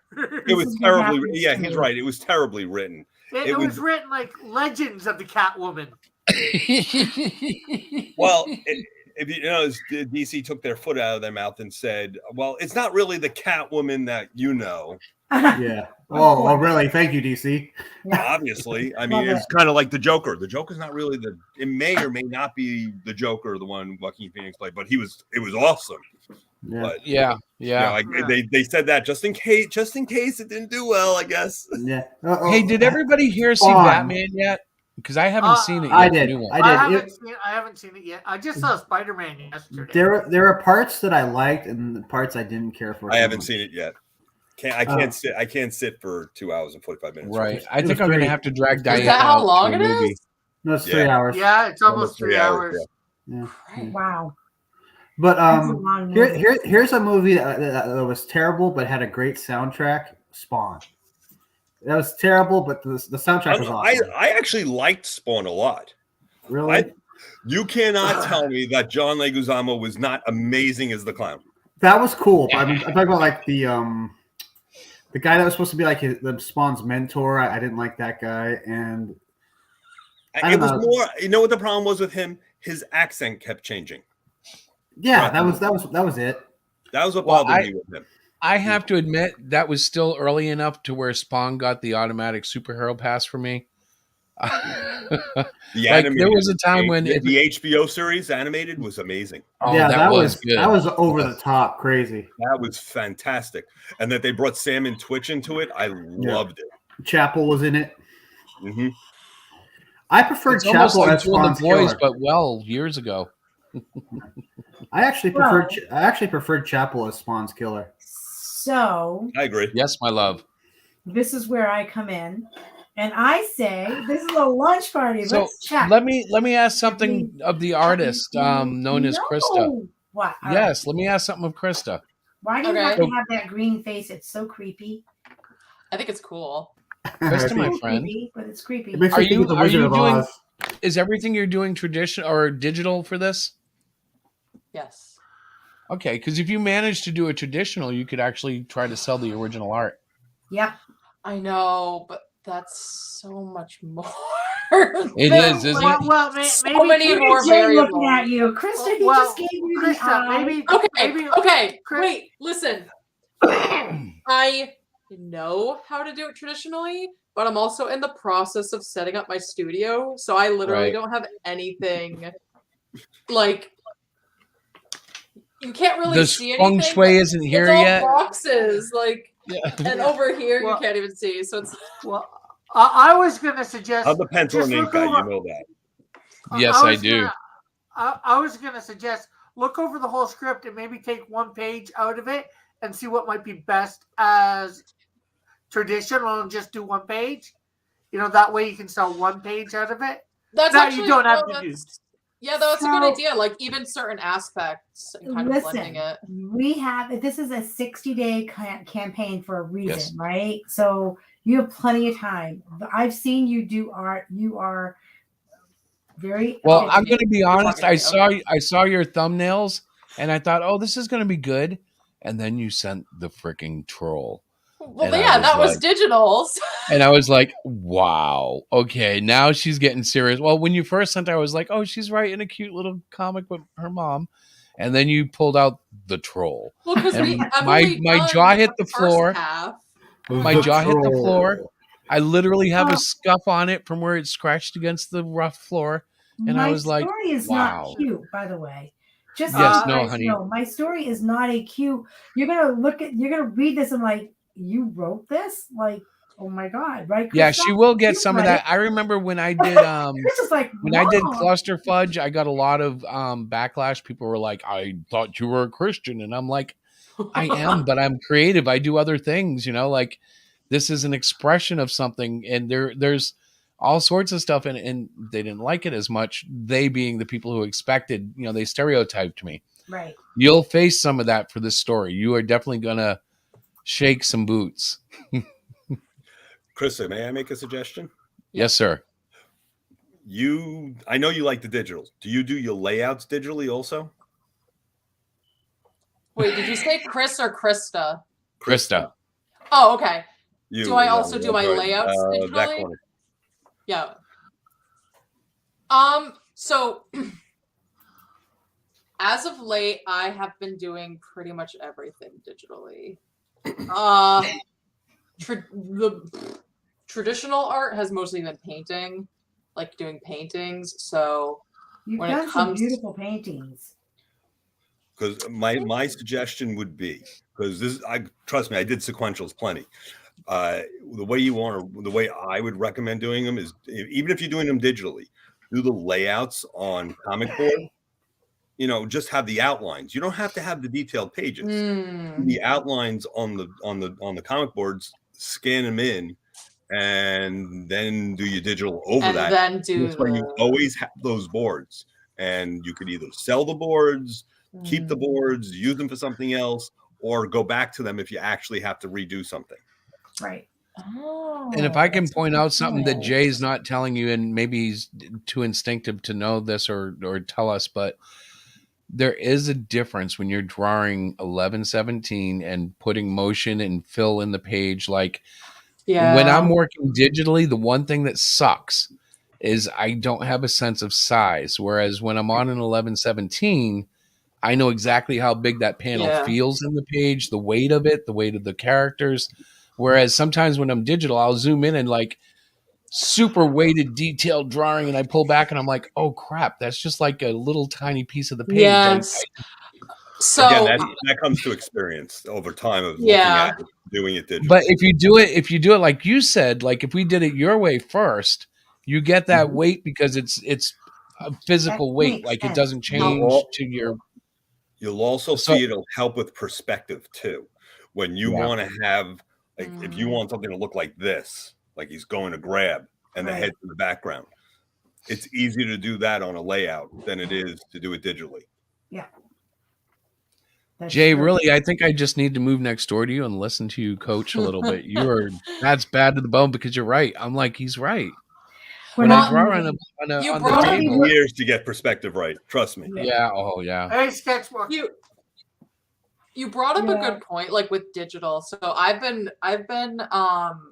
helping with a mural project since the end of 2021. And it originally started as a physical paint to material mural, but because of a lot of different things, we're now doing it digitally. And because it's a mural, they're big. It's very easy doing it digitally to zoom in and just get lost. Like it's really important. And the fact that you're saying, like, when you do it traditionally, having all these factors in mind, It's so easy in digital format to, at least I've found, and other people I've talked to just get lost when you're zoomed in. And like I have a really old 2008 Wacom. Actually, I can show it. Look, it's kind of like goes with your headphones. Oh, I would love that. All I've got is this. Oh my God! Oh, Diana, can you pin my sketchbook 340's first comment of wait, what is easier? Does everybody mind if I try and answer this? No, No, go ahead. Not at all. Go for it. Get him. When you're set with that, Jay, can I chime in on the traditional to digital? Of course. There is a difference between the two. Some people, if you've learned to work directly digitally, and that's what you started on, that's going to be easier. When it comes to traditional is going to be easier. I started traditionally. I've been drawing on comic board and doing comic work since 1991. Did we have computers back then? Yeah. Did we use them? Not really. We did everything on paper. Why? Because it was easier for us. The print was easier back then.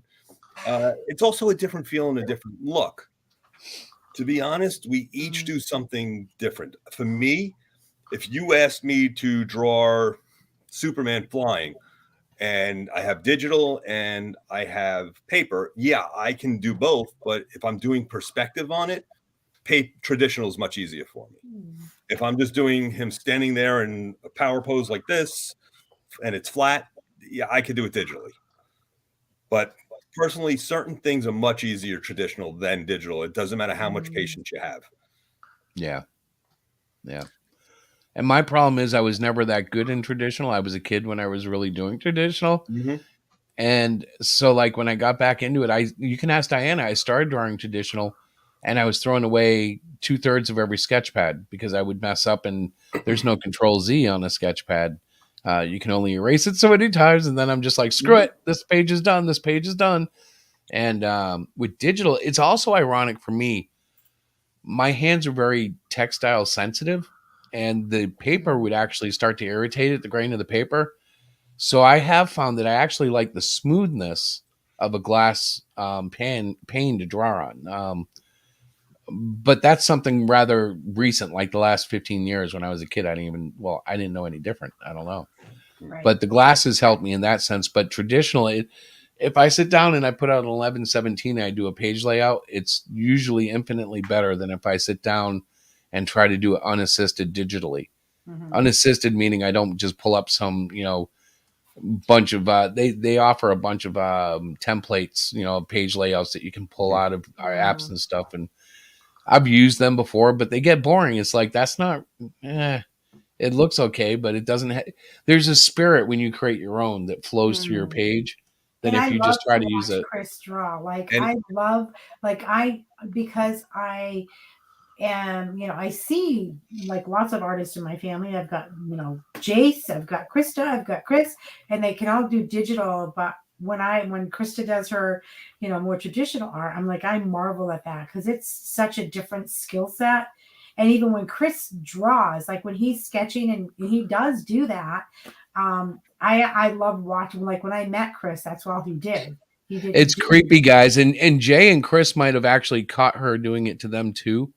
But when you draw, you almost feel like you're a guy on a weight set, and there's just a woman sitting there trying drooling. To creep you out. I was admiring. It is creepy though, because sometimes I'll look up and I'm like, I'm drawing like Cyclopean, and he's flying through the air, and I look up, and my wife is like, "Oh, that's beautiful," and you're like, "Oh, that's weird." You've seen my drawing. Don't you ever look up and go? You want to go? Yes. Can I help you? No. You can have my daughter sitting there. She looks at it and goes, "Are those eyes crooked?" You get self-conscious, like, what? You know what's funny? It gets to you, right? You're like, you start thinking about it, and then you really look at it like, what? Well, since I've been for my sketchbook, one other thing I want to say. I'm sorry, Diana. That's okay. Go ahead, Jay. There are things that are much easier when you're doing You know, we're talking more layouts and like pencil to ink. Mm-hmm. Traditionally is better for me.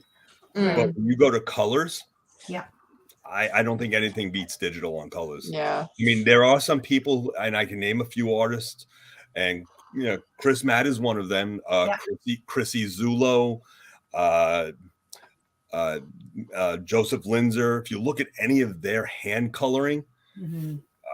and Chrissy Zulo is a perfect example. You look at her stuff, you can't tell if it's digital or inked.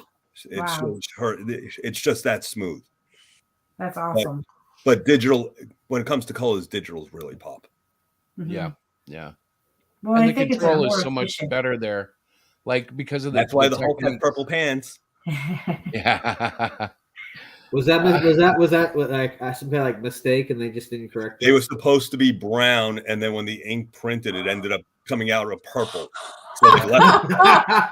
So that's what you call a happy accident. Well, that's like the Brown Simpsons when they animated them. They for some reason there was a mistake that happened. They ended up being yellow. There's plenty that have been like that. Yeah. I will be right back. Wow. So I don't know where the campaign's at. We haven't pushed it tonight that hard, but I am happy to have it opening. I'm going to go check it. It's a start. It's a start. You got it started. You got the ball rolling. It's a yeah. start. I'll be going nuts this year though. What's that? I was just going to say, if anybody wants to go and purchase, the link is pinned at the top of your chat, so you can go there easily, check out the thing, and buy. And tell them Piper sent you. Yeah, we're gonna try to get on a couple of other streams. I'm not sure, Chris, how that's looking, but I am feeling like we need to do more of that. Hey Diana, I'm gonna get us booked in the next couple of weeks on for Thursday night, 10:00 stream on. Probably just me and Chris just need to go on. It's because you don't want me there. Quarter Ultimate Edition, where they're just gonna draw trolls. So okay. Diana, have you ever? Well, and in addition, you guys can expect me to throw myself out there on draw streams more often now because if I'm sitting in here just working, I'll just go on the stream. And I've found that people will watch you, talk to you, and then possibly back you. That's one of the things I've seen a lot happening. So, Tim, what were you going to say? I was going to say, have you ever drawn a storyboard yet of your stories before you write the script, or do you prefer to write the script and then do maybe storyboards? Who are you asking? I said Diana. No. Oh. I literally am I'm very new at this whole graphic novel comic thing. I write stories, I write poetry. That's kind of where I'm at. That's my lane. Yes, Christopher. I want to tell you guys, it was almost like watching. She was totally new at it, so I tried to stay as far away from it as I could because she wanted to do it. And her first draft of the layout looked like a novel with like little rooms for to draw little pictures in. And she disciplined herself and chopped that down in like half. Yeah. And now Krista's got it for artwork, and I'm willing to wager that Diana's going to work that down at least another 25%. Yeah. Let me she's guess. learning. What's that? Let me guess. She was too wordy. Yeah, but she's learning really quick. She's been editing me, so when she reads her own stuff, she's like, "Oh, wait a minute, I need to." And sometimes it's just breaking it up. You don't need to put a full paragraph in a box. You can break that up into 2 sentences each box and spread it out. Like, I feel like once the artwork is there, like I know what I can visualize it in my head. I can't draw it, but my daughter, obviously we've talked a lot about what I'm looking for, and I have handed it over to her, and I trust Krista. She's a fantastic artist. She's got a great vision. So when she gets that completed, it's going to come back to me. I'm going to look at the entire story again. The narration boxes are going to be cut down. We're not going to need as much information. Again, as a writer, you write and you have to create the story, right? Well, no, honey, this is what's cool though. What's cool though is the way you did it and the way you're doing it just is so unique compared to what I've seen done, compared to how I do it. And it's just been a joy watching. And I know because of your style that even though what I saw go out to Krista felt wordy, I already know you're planning edits and you've got, I already know you're 100%. like, it's going to be one fine little machine by the time we get it out. 100%. You won't have those big narrative boxes because I don't like that. For me, I don't like when Chris will have at the beginning, he'd have like big narrative. I'm like, honey, you can't even see the art. You don't need to say all this language. The art, let the art speak for itself. Right. So when you're creating the story as a writer, you're not an artist. I don't think like the artists do. So I have to write it all out. And then once I see the art, I can start scaling back the language because the art is going to tell the story, if that makes sense. And I don't even know if this is how professionals do. I have no idea. I'm walking in the dark, doing the best that I can. Jay's shaking his head. Oh, God. No, but Diana, it's fine because you know what it is?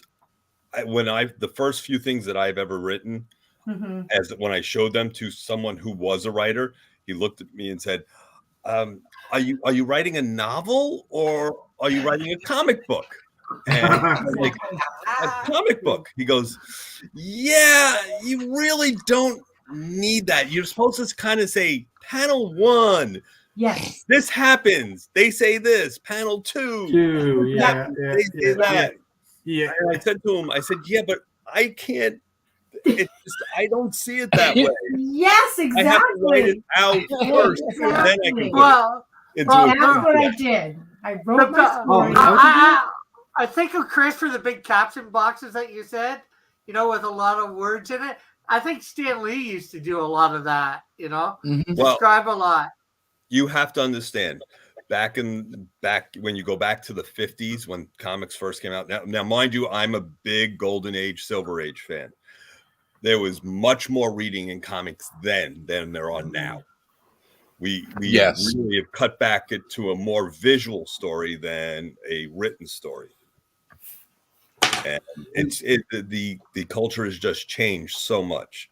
Right. I mean, if you go back, I don't know what you like to read or do read anymore. They're more like what's it called? Novellas.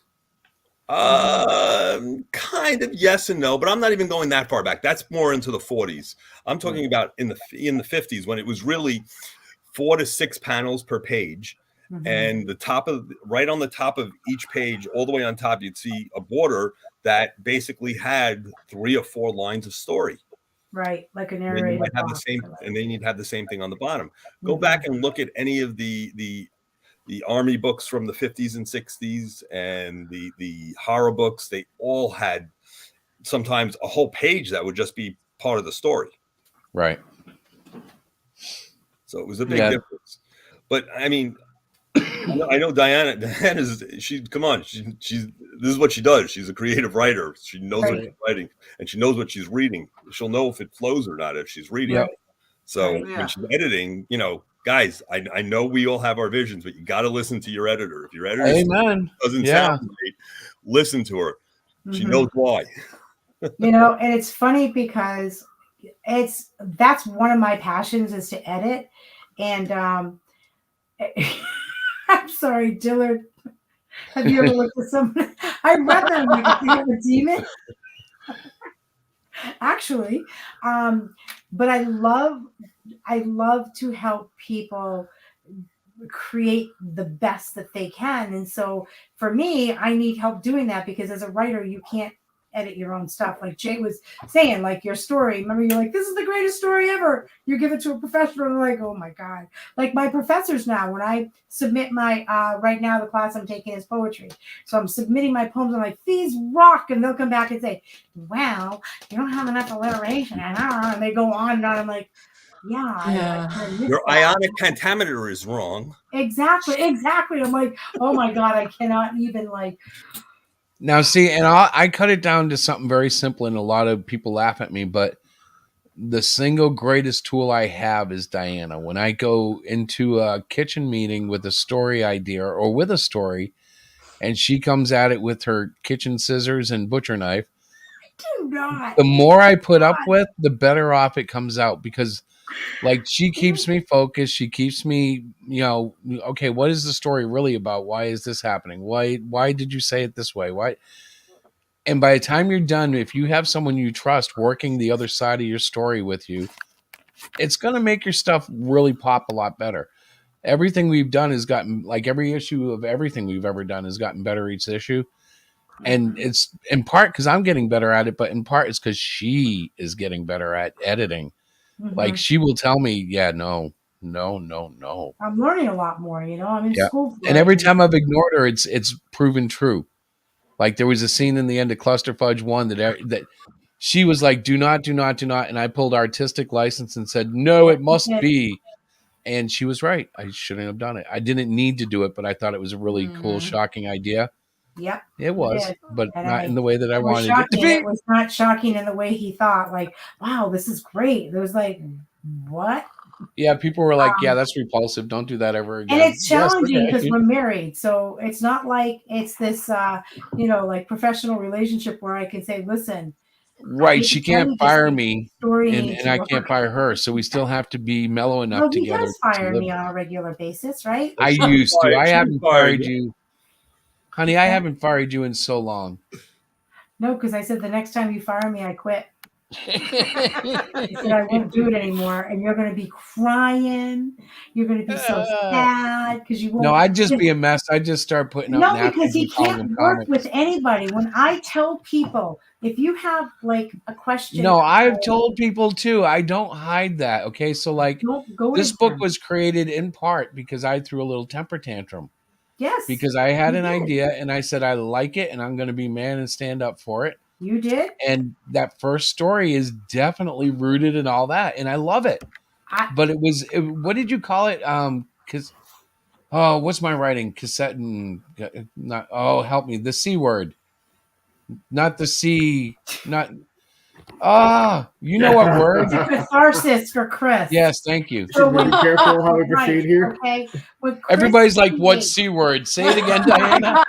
It's like the C word. No, when Chris creates, and I think this is true for many artists, it is an emotional extension of themselves, right? So if Chris is in like a really dark place, you're going to get that guy that called that person like, I'm going to eat your butthole or whatever it was. He came out with that video on our channel. What is the guy's name? Alex something or other. Alex Jones. Oh yeah, what the hell was that? Right, it's supposed to be it's funny, like I don't know what he's doing. I come home from work because I work. My shift is weird. I don't get out of work till 6. So I come home. He's like, I got this great video for the show. I'm like, what is it? I'm like, what are you, crazy? He's like, nope, we're keeping it. I'm like, I laughed the whole time he's doing it. I'm like, I'm going to eat your ass like corn on the cob. I'm going to eat your. I did. My daughter saw that one. And my girlfriend saw it,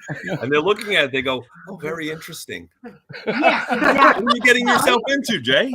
Yeah, really. What are you doing? Jay's like, okay, they're gonna text me again. I'm going to not respond. So I guess I should pull that from the. Loved it. Should that be pulled out of the demo reel? Or whatever you want to call it? Every show I try to run a half hour of video. I think you're over that hurdle now. I think, and I can't even look at this face that he's got on the screen. But I think you're past that.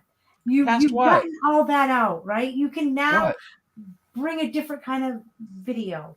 No, I'm not worried about that. Way, Diana, the green face, that's me in makeup. So what are you starting about? Yeah. Right? It almost could be. Holy cow. Well, that is an old She-Hulk. No, old She-Hulk was beautiful, wasn't she? That's why I said old. She gets mad and forgets what she got mad about.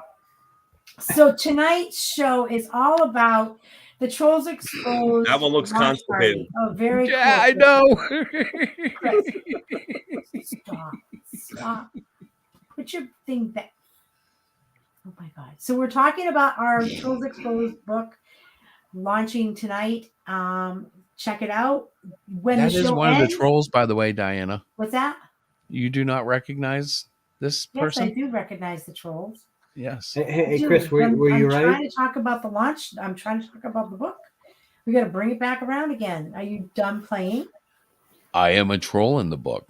I know you are a troll in the book. You are a troll. Chris actually is a troll in the book. Yes. No, Which is kind of this interesting. icon is an actual character from the book. Yes, but you are part of that whole thing. That's what I said. This book is like a catharsis cool. for him and all his anger and frustration with the entire universe. Not even just like our Well, little town, the entire No, it's the world. whole thing. Like, if you really look at history, one of the things that stuck out to me was the Here we Trojan go. horse. Yeah. The Trojan horse is one of the biggest trolls in all of history, whether or not it's factual or fictional. The idea that they would send in, like, hey, we really like you guys and want to be friends. Here's a giant horse we made of wood, and it's ornate and beautiful, and just it's for your town. And now we're going to go back over there to our camp and just be peaceful, and then wait for the men to come out of the horse and kill everybody. It's like, what a troll. That's a troll move. Even if it like didn't happen, just the idea. Yeah, I know. I noticed we just lost Jay. Do you blame him? Driving him away. He was offended by the Trojan horse. How I dare hope he you, wasn't sir. from Troy. Get it? I think he's Yeah, just you- back in. you- Yeah, there he You is. stop kicking him out. So I'm sorry about the Trojan horse story, Jay. Yeah. It's like, I'm out of here. I got flushed and embarrassed. Yeah. Wait. Did you for the greatest troll moments of history? Did you include the Titanic? The what? The Titanic. Yeah, not even God could sink this. Hang on. Say that one more time. The Titanic. No, but I need to, don't I? No 'Cause that would more be a- writing. No, you can't. No, but those are little third page inserts. There. So the Hall of Fame of Trolls features 3 inserts of historical trolls. And we look at everybody from Joe Biden to Trump to the Trojan horse, to Wes Welker, to Milli Vanilli, to Paul McCartney and the Beatles. I'm Hey, watching Jay's face. He's like, watch this. Jay, do you remember when Paul McCartney was dead? Actually, yes, I do. Yes, man. I'm not the only one. Yeah. He Yeah, I know actually, that in there. That they was a trolled the subliminal world. message, right? What's that? Wasn't it like a hidden message in one of their songs, even though Yeah, it was all in that rap time, and they did like this photo shoot on Abbey Road where he was barefoot with the secret message because everybody else had their shoes on, and like, why was he barefoot? And they have an actor because Paul died, and of course the Beatles never officially admitted it and everything, and obviously Paul is still here and John is dead, so something went awry. But yeah, they actually trolled the world, like. And if you think about it, they were probably getting a little stale. And what a way to bring your name right back up with a little bit of controversy, And Paul can be there, but he's an actor. He's not the real Paul.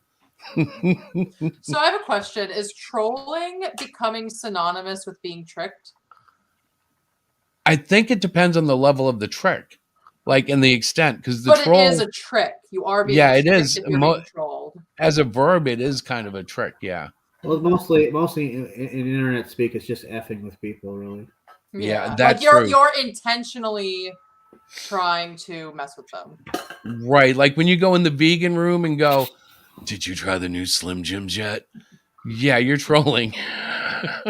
Well, my daughter, Samantha, showed me a TikTok where a guy, he's making pork belly, and he goes, and to make this on the vegan side, right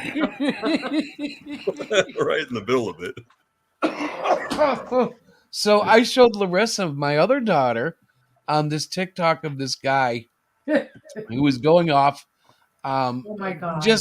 He was just going off saying the most ridiculous stuff, and I went to Larissa and I'm like, you see, this is what the world is coming to, and she started laughing at me, and she's like, that dude is totally trolling you. He is not real. That's not who he is. And I'm like, what? And I'm totally falling for it. Like I'm the boomer. I'm like, and he wants to go pee in people's fireplaces and he thinks it's okay. And she's laughing at me. And I'm like, what the? I'm getting trolled. Okay, got it. So yeah, trolling, but it can be really serious too. When you think of it in those kind of terms, it becomes very broad, and that's kind of what the Yes. book is about, is all these Yes, different angles and perspectives and ways. and that's one of the things that keeps an anthology fresh, because it's not like, so like I want to do a werewolf one day, but that A will be werewolf limited. what? A werewolf anthology someday down the road. I would Well, like we're to do a talking book about the of. trolls, right? I'm getting there, okay? The werewolves are centered around the full moon and wolves, and Working with that. 80 Just follow me here for a second. Okay. Stop. But the trolls can be expanded to cover almost anything. So, like when we do the bridge troll story, he can be a huge, bulking monster, or a little tiny one. Or when we do the internet troll, he can be a hottie who's not really a he, it's a she, manipulating people on the internet. Or he could be, a Reverse financial. What's that? Reverse fishing. Yeah, exactly. But that's the thing. The trolls themselves, if you really follow what they can do, they can practically do almost anything. They're like magic. They're kind of stupid, but they have magic, and they have all these little tricks, and they love to like try to manipulate humans. And Well, that's that's the historical part of it.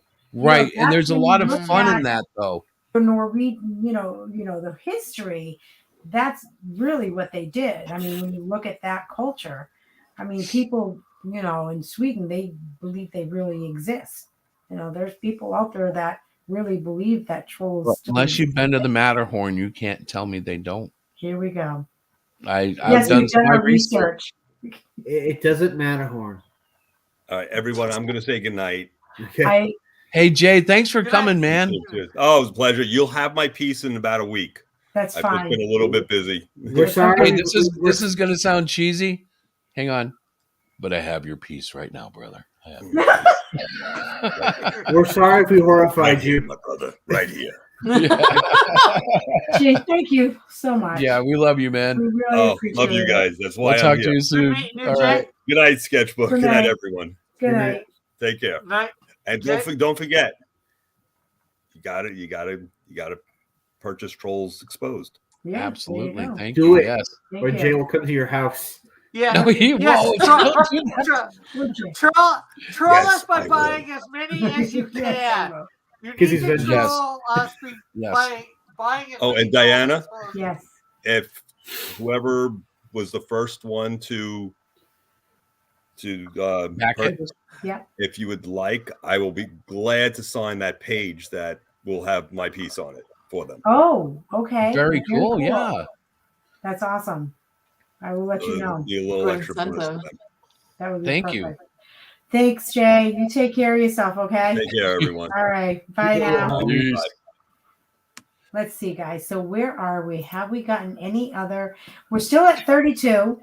32 smackaroos, which is okay. We don't have, What have I you don't done, think we Rick? promoted it enough. Well, And that's all right. well, remember, people. Yeah, and if anybody wants to buy it, the link is at the top of the chat. Yes, That's it right. is. Our biggest problem tonight is we haven't said that enough. We've only gone to it about every 20 minutes. I'm actually keeping statistical stats. You are Boy, that's not. a double. Yeah, statistically, guys. stat-wise. Dillard's trolling Krista. Stop it, Krista. Stop it. What? What am I doing? I do something? Diller in the chat's trolling you, I think. Oh, really? I don't even see that in He the says, chat. "Can you please ask Krista to turn off her camera? With her beautiful eyes are making me uncomfortable. I would like to continue watching without temptation." You're weak, Oh, I'm Dillard. sorry. Weak. Pathetic Is weak this man. better? I have an eye Yes. patch. I could go with my eye patch. Oh, You need to get a matching eye patch. Or I could do the opposite. Just, just. Don't get her started, guys. We have pictures of her from like the time of 5 on up making don't pay camera attention to my faces. eyes because I can do crazy things with my eyes. I'm scared. Hey, how about I'm we see scared. another? Did you show the picture earlier of the troll that she sent you today or whatever? Oh yeah, I've shown it a lot, but I'll show it again because I love it. Hang on. I got to go to the video because I don't have it loaded on my computer, but there it is. Oh, that. Cool. Yes, this is her troll. Just one. Like this isn't the definitive troll. This No, was it's just a troll. right, and A I loved it so troll. much that You I know threw what the you could green add to one. that? You could add someone a couple, like a couple having a picnic on its back, completely unaware it's not a actually, troll. you actually just reminded me. So I don't know if anyone has noticed the rock that it has its hand on. Yes, Actually, I have. I just didn't want to say And I noticed it looks like another troll or person. It's something very interesting. It's almost supposed like, to be another troll that had got turned to stone. Yes, That's what it is. There. Yes, I did pick up Like it's on kind that, of like a. No, that is cool. So you're saying the other troll is stoned? Yes. Yes. Yes, he is. Yeah, see, can you Forever. see it? Yes. You could see the arms is turned just, and I thought that was. I tried like getting the nose, like mirroring the nose shape, kind of like a Squidward nose. Mm-hmm. Not that it is a Squidward nose, but that's what it looks like. And it's I know that Chris put this like greenish thing, but the grayscale looked really cool. It did. I just wanted color for the campaign. Well, that makes sense. I'm just being honest. That's what I did. Although I must tell you, everybody who has been involved with me, except for Rick, because Rick sent his, they sent me sketches, and I think they were all surprised because I just ran with it. Like Chris Mad hasn't finished the cover yet, but I went, no problem. I'll put a wash on it and start advertising. But we were talking about prints and T-shirts.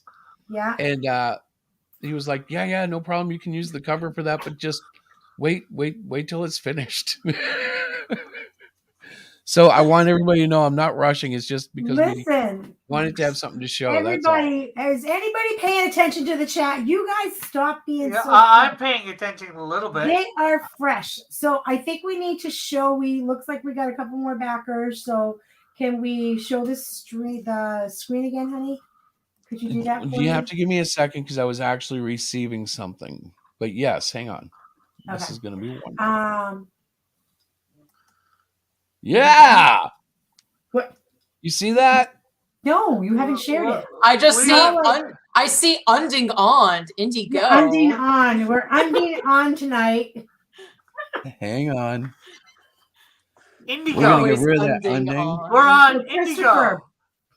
That means we have yay, woohoo, guys! We are 20% funded. We have Thank 3 you. backers. Yeah.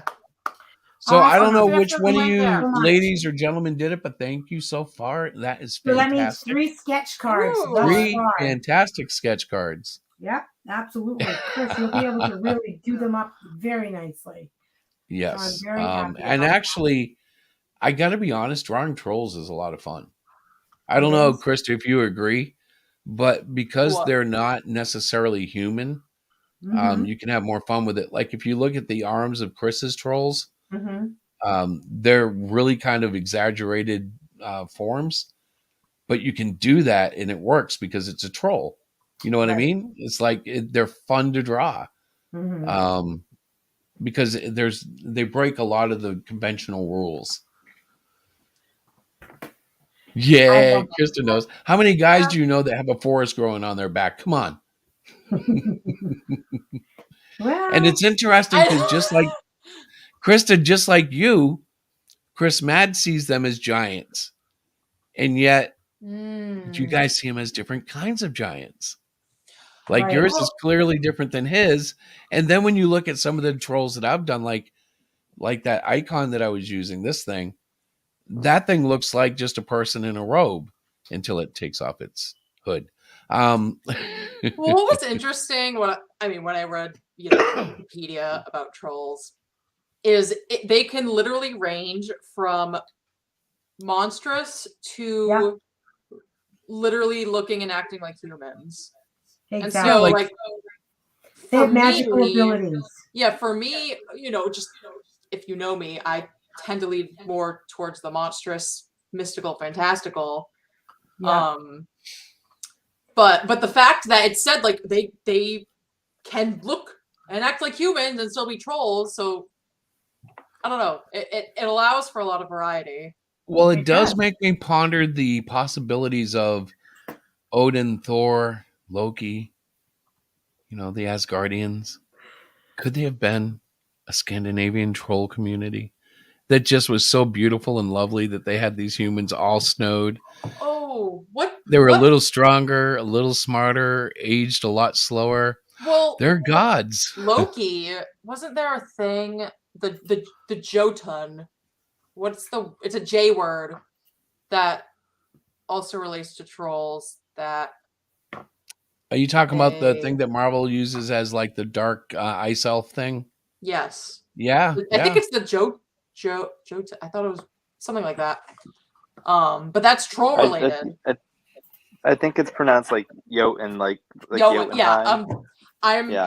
Look, I'm disgraceful. My Scandinavian ancestors would be disgraced. That's like Jokelskug. I heard the Jotun and I was thinking, I was like, that sounds like a JoJo's Bizarre Adventure. Jotun. There's no harm. Well, Diller would like me to tell Krista to stop looking right at Diller. Again, Diller? Diller, you are weak. I'm sorry. You're weak. You're a disgrace. You know what, guys? I have to be honest, though. You guys are only getting the half dose. She's got glasses on. It's worse when she comes to the dinner table and takes those glasses off. She has amazing blue eyes. They just totally knock you out. They're not blue, though. Everyone says they're blue. Take off your glasses a second. Oh, wait. Let's see them. Hang on. Blue steel. I think they're blue. They look kind of green when I'm looking at myself. Yeah, they do have a greenish hue. They do look green. They look blue to me. Okay, it's let like me get you It's like that look from Zoolander. Oh, steel. I can do crazy looks. Yes, sir. Chris, those are not blue. Get your eyes checked. I think it's the camera, but she looks more. Other people have said, like on my driver's license, it says they're blue.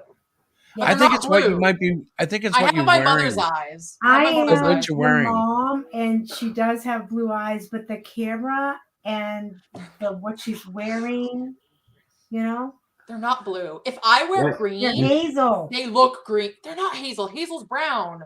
No. I have had this discussion. I have had this argument so many times. Well, you are going to be my testimony when I forget what color to color someone's eyes and I change it. I'm going to go, my daughter's eyes changes all the time. She's a demon. Well, I remember growing up, like when I was like little. They were blue when I was little, and I remember they kind of had like a light brown goldish thing. It was really cool. I wish they still looked like that, but they don't. Is there going to be the Krista school for kids who can't draw good and want to do other things too?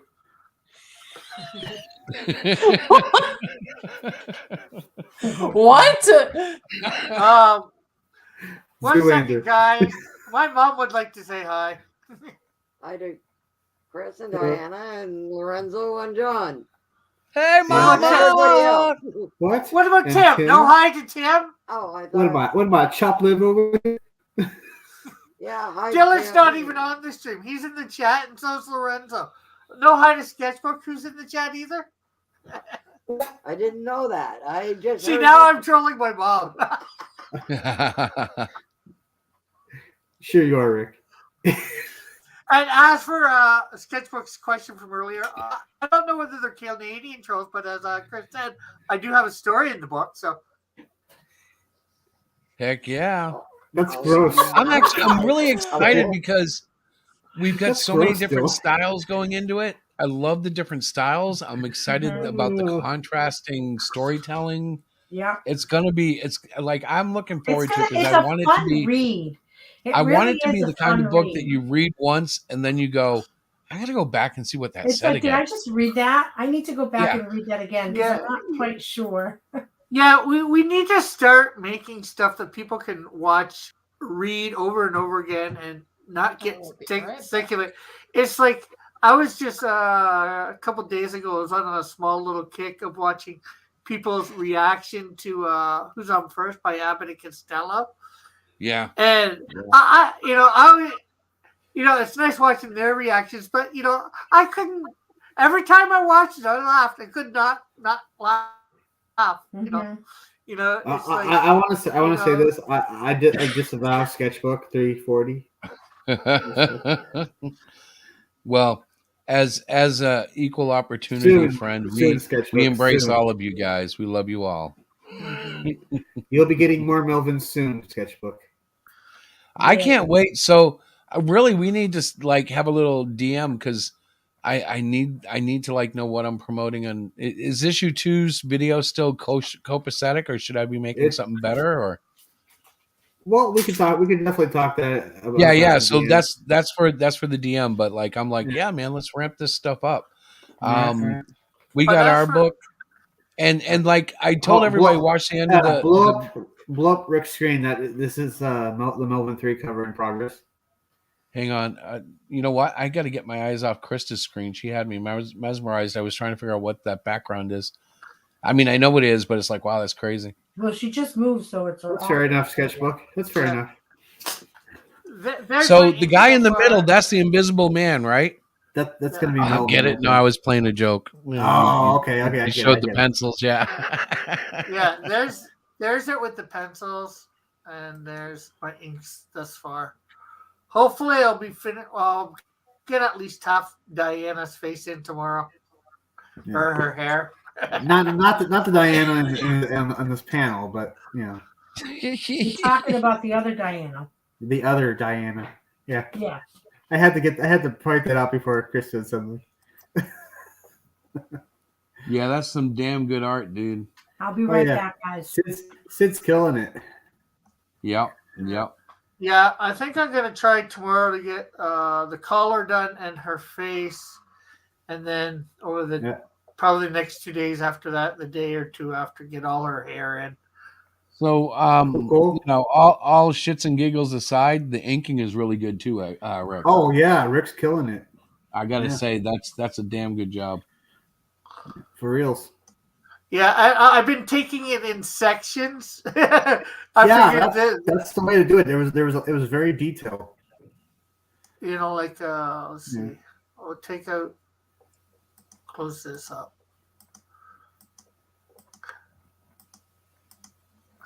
Like I did the forest area first, then Mr. Three Eyes, then the left city, the right city, and then I did Dana. It's Dana, right? That's Alice. Alice. Alice. Okay. I have a cousin named Alice. Okay, cool. And then, of course, I started working on things. Diana's on Diana's on the left side. Alice is on the right side. I have a wife named Diana. Now, I've just got to do a bunch of erasing for it because I took out the main grid because is that the grid there? Why is that not showing? I don't know why. I thought I put the grid in there. No, the grid's not showing. So Sketchbook Net will now disavow me until he sees the Melvin 2 campaign. That's fair. Yeah, we do got to get your campaign going so we can like start rocking like our shows. We can start like cross promoting on the same show. Yeah. Oh, there we go. Oh yeah. So I guess I should do this. Hang on a sec. Don't forget to back Trolls Exposed. Link in the description. Yes, Trolls Exposed. Okay, now back to our show. Yeah. You should say something like, do it or you'll never know the touch of a woman again. It looks like Sid did this grid digitally, so I figured instead of trying to mess it up, I'm gonna keep that and I'm gonna erase. I cut around it to keep it in, and I'm just gonna erase all the hair and stuff that doesn't need to be there to keep that in. So, and believe it or not, that's going to take a little bit. Krista had her hand up. Krista, did you have a question? Well, no, I was going to say it's 11, so I'm probably going to head out. I don't blame you. Basically 11. All right, you superstar troll artist. We love you. We love you, honey. I love you too. Thank you for coming and entertaining us with those beautiful eyes of yours and your amazing Stop tormenting Dillard. He's I know. I'm sorry. They'll be gone soon. Okay, guys, I- last chance for screenshots. No, I'm just Okay. kidding. Don't screenshot Well, my daughter. Give us Blue Steel. Well, I was gonna say, if anybody hasn't gone to sign up for Canadian Shield 2 and More campaign, they can do that too. You know, I'm there on Indiegogo.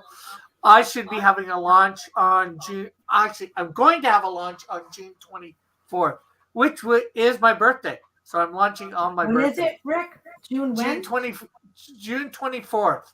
Cool. Oh, Hey, that's Rick. awesome. Happy birthday, man. Yeah.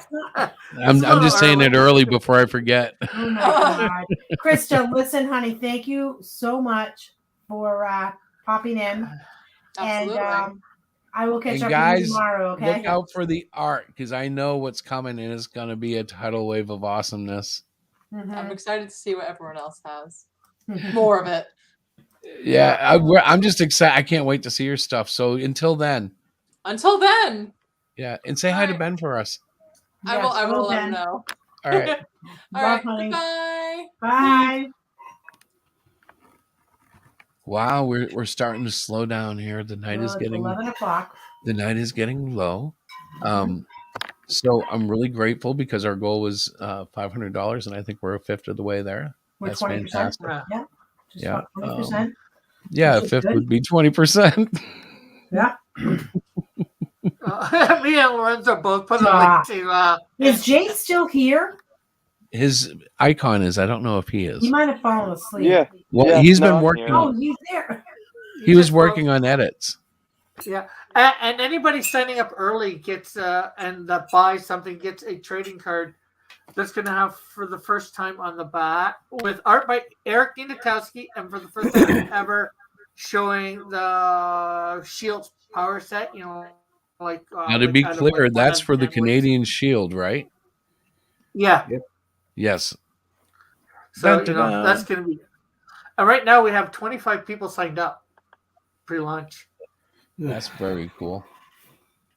I'd like to get it to like 100 before.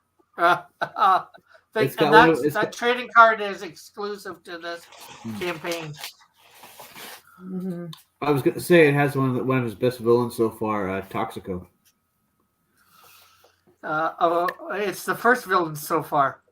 Yeah, but I'm saying it's one of the best designed villains so far.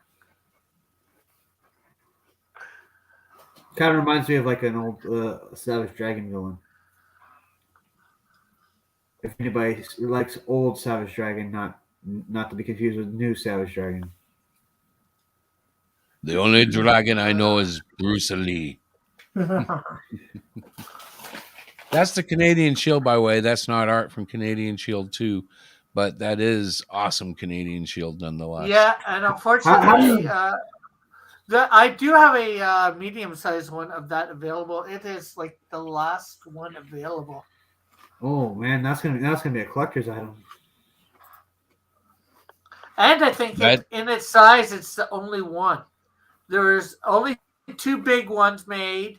I've got one. A guy named Kronk bought one on the first campaign, and I've got like about 3-4 minis there was made. I believe Marsupial got one, right? Yeah, he bought one of the minis. Whoever won the boomerang box got one.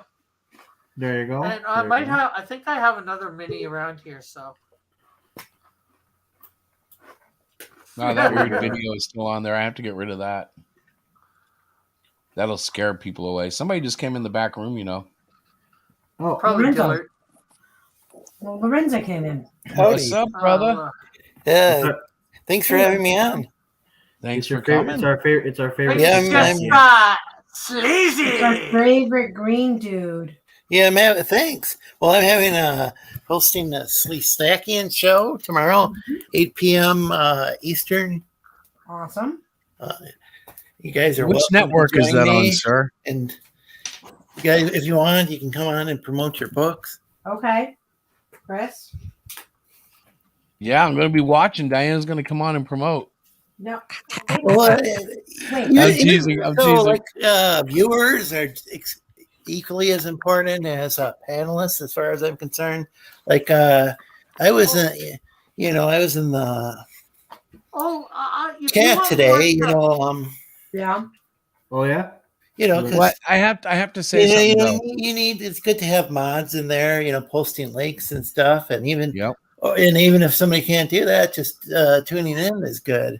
Yeah. But I do have to say, Lorenzo hosts a show that um, can only be experienced because really, you would think that every week it would be the same thing, but it's not, never though. the same thing. No, it's definitely Like you get the weirdest variety of guests in a good way. Like, Mhm. and then there are some consistent guys. You got like the music guy. Oh, I know his name. Oh, And I like forgot. Mr. Matt. Is that the one who does the instrumentals? Well, he's got the Pine City Orchestra. That's the one. Yes, Yeah, yes, he's yes. my buddy here from right here in That's so northern cool. Michigan. Right, and then you got Tech, Oh yeah, Drawing, and Daniel or Shinobi, Tech and Corner, aka Tech. Yeah, yeah. yeah. He's somebody who he's been on since like the very beginning, like with Rick and Mighty Geek Studios, Terry. But so Terry hasn't been on as often. Shinobi Raccoon, aka the Shinobi one. Yeah. He's somebody who was like a co-founder of the show. He comes on sometimes, but then again, then occasionally like we'll get like Rick, and like I remember one time Rick was walking back from a movie review, and he's doing some IRL streaming with a camera towards his face, or we'd every once in a while we'd have this guy. What was his name? Now I'm blanking out. you thinking Manny? Oh, Or man, would Tank? be on there. But who is it? Who there's this guy Zach who I don't know if he still does, but he used to work like at this place where he'd be smoking meat. He'd like so you'd see this meat smoking machine where it's like he just come pop in randomly. I like that stuff. I like that little. I like to have a little bit of structure and a little bit of chaos, and have some, Yeah. Daniel helps out with the tech corner. He helps out with the structure a little bit. That's awesome. Yeah, and he's a great artist. Chris, I was going to suggest if you want a few more promos for the beginning thing, reach out to Herman P. Hunter. He's got a novel out on Amazon. He's in my chat a lot. His real name's cool. Jeff. I'm not doxing him, but his real name's Jeff Potts. He's also it's a pretty good. I'm going to disembowel that docs by Cross Comics right now. Yes. And I've been talking with him in Discord off screen, trying to get us booked on Drawn and Quarter Ultimate Edition for going on there and people drawing trolls while we promote the book. Are we allowed to draw too? We are allowed to. We don't have to. But you'll be probably talking, since you know a lot more than me, you'll probably be talking a lot more. I think you're very smart, Rick. I don't think I know that much more than you. Well, it's your book. You know more of the stories and stuff like that. Yeah. Well, that's only because I've done so many. And it's funny, though, because they're short stories, it's even easier than when you try to do like a full book. Like, like if you're doing like a 40-page consecutive story, it's different than doing 4 10-page stories. If that makes any sense. It's like completely different. The mind and the situations, like there's something about completing a story in 10 pages. It's very similar to the Hostess cupcake exercise, but it's stretched out over 10 pages. Versus like, I got to fill a book of 24 pages or whatever. And the challenge actually becomes to create an economy of vocabulary and enrich the art to tell the story. And it's just, I'm loving it. There's Victor Violence. Chris Mad, cover artist. If you guys don't know who he is, you should. Stu Moran, the forward, very awesome. And that's me. Oh, so Hey, wait, Stu did the forward? Hey, Yeah. Eagle. Oh, he's a writer over at Critical Blast. He was That's on right. last Thursday. Mm-hmm. That's true. Yeah, on the Yes. Sleestackians. By the way, guys, I just heard from Jace, and his phone has died or is dying. Oh. So he wishes everybody a good night. Oh yeah, good night to Jace. Yeah. And everybody, but- welcome, Eagle. Let's just say hi to Eagle there. Oh, Eagle 43. Hello. 43 is a cool number. You know why? Not sure. Why? You add it up, it's 7. Oh. 7 is the best number in the world, in my opinion. Oh, then there's somebody named Herman P. Hunter. Yes. Yeah, he's a writer. That's Jeff Potts. Oh. That's Jeff Potts, Lorenzo. Okay. Hey, you shouldn't be docking him like that. Oh, he's doxed himself several times on my channel. I know. I'm only Like, messing around. It just seems like fun. Yeah, so the thing, he's trolling you. Oh, yeah. And don't forget to back Cromniverse. Yeah. There is another anthology coming out. I think he's opening it up this Friday, actually. But they're in sign up right now. And we kind of owe. Or something. Yeah. And we kind of owe them a bit of gratitude because they kind of helped us get inspired to do this book. And so, yeah, back that one too. It's going to be a troll kind of year. I mean, let's face it. It's 2022. We know the world we live in, and these are fun books for those times. Yeah, Herman, I agree, man. I've been doxed again. Outrage. I want to show the world this. Look at this. This is tragic. Rick. He's doubly outraged.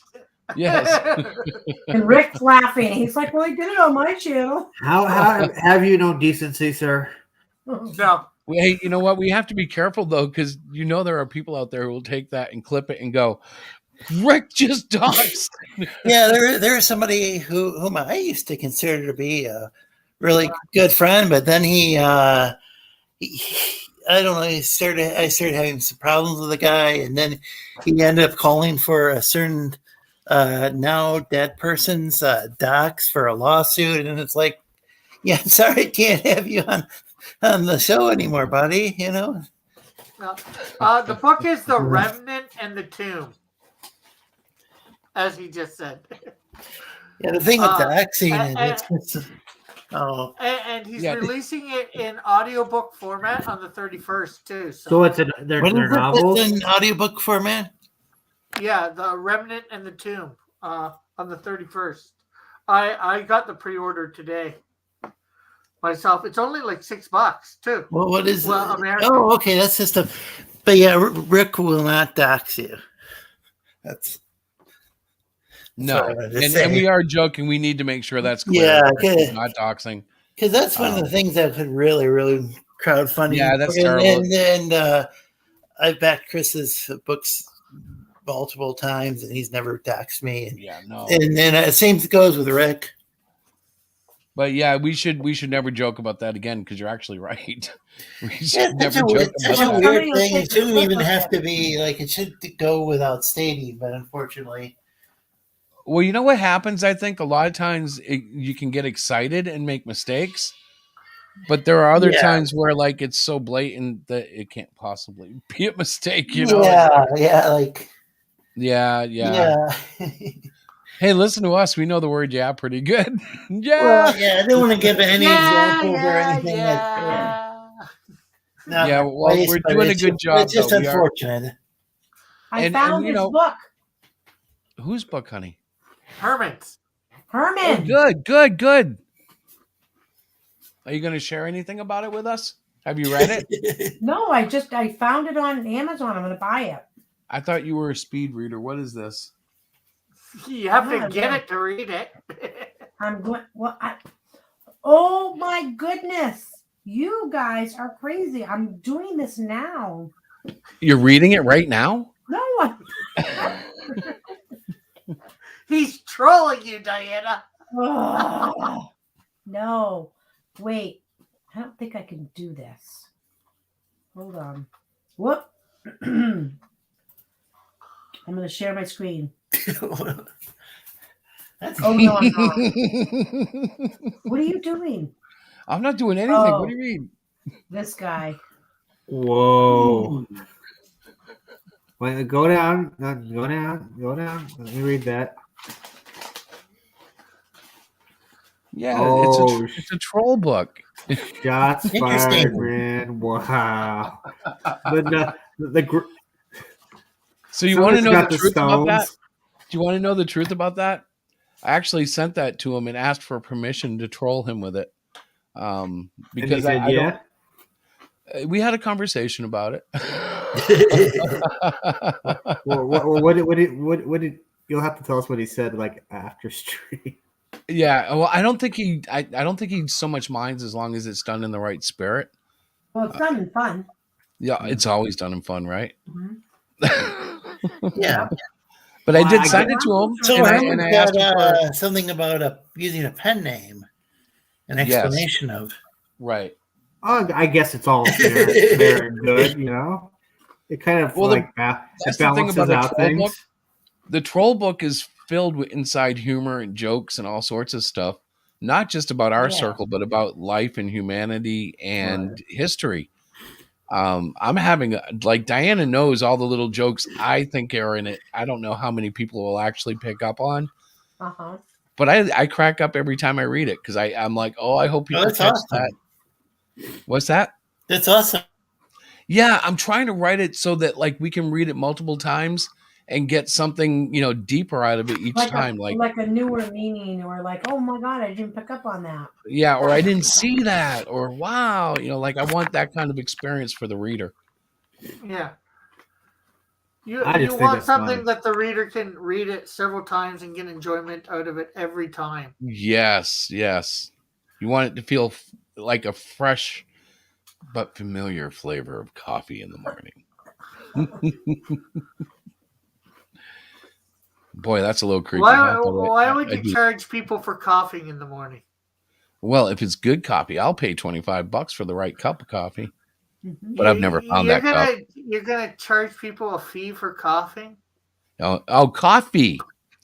COFFEE? Yeah, not coughing, not. That'll do for free.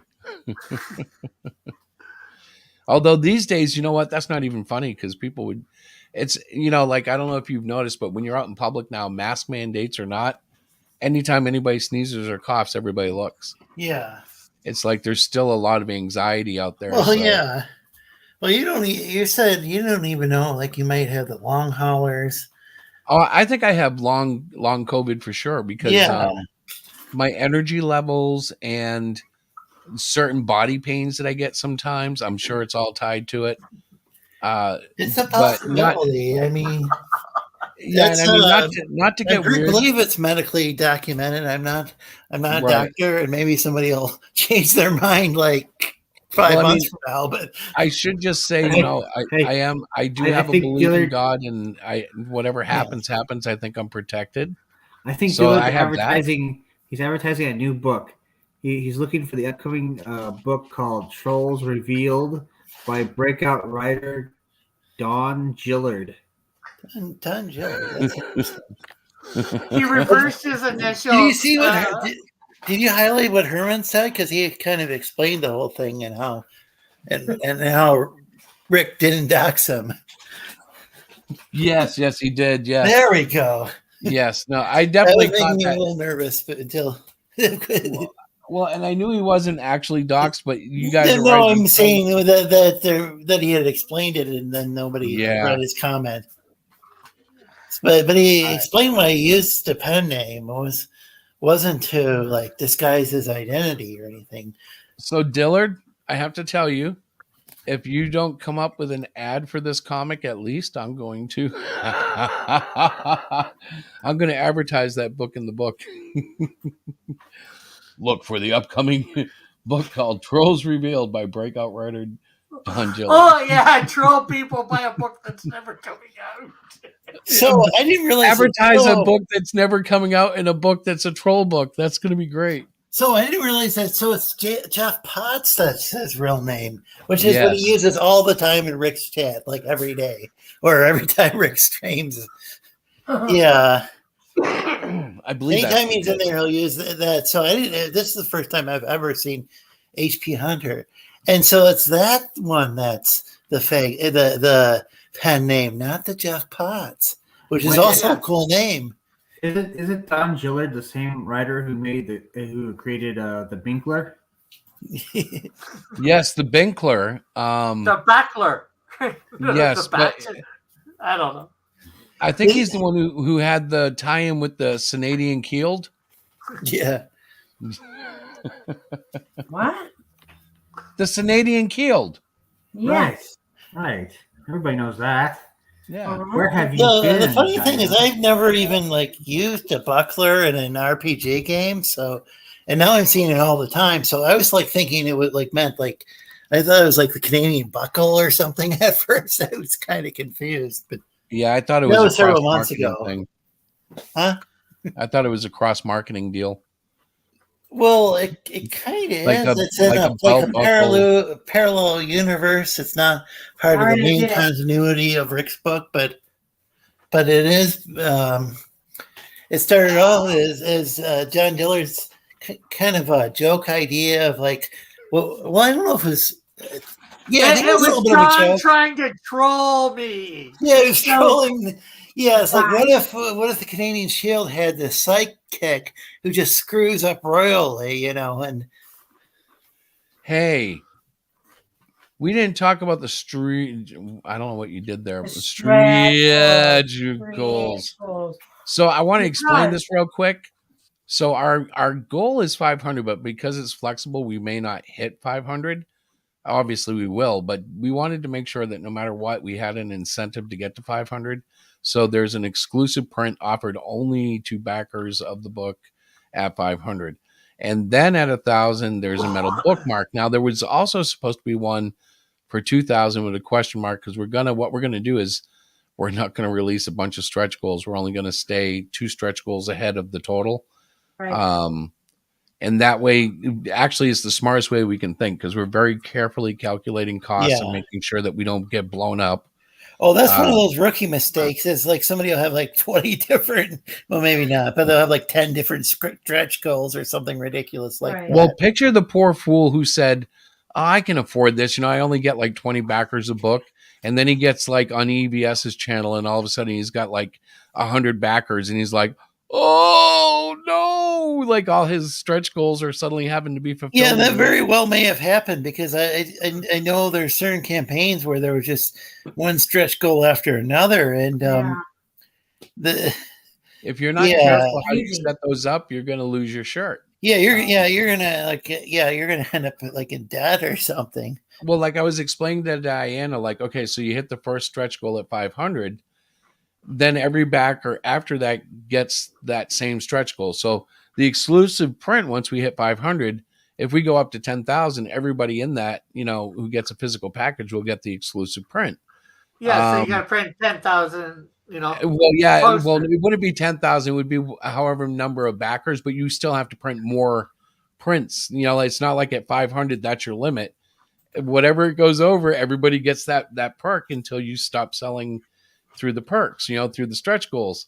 So it's something that when we started talking about it, I was like, okay, we have to be very deliberate and very careful, because it. Yeah, but at that point too, your money goes up a lot too. So right. So but there's this guy who raised a ton of money, but he had so many different alternate covers by famous artists and so many stretch goals, and then he.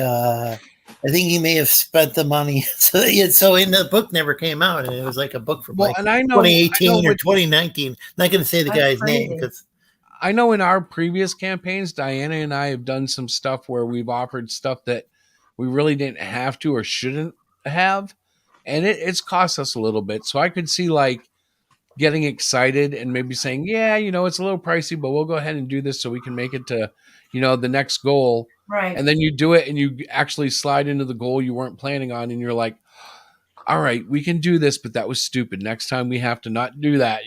Think before we plan, because we were considering, and maybe we still will if the campaign becomes a big enough success, some troll dolls, literal plush dolls manufactured in a plant and all that. And the thing that's holding us up is we need to know like how many we can actually realistically afford to order. We don't want to Well, order the thing, 500 of them and then sell like 40 books, you know? yeah.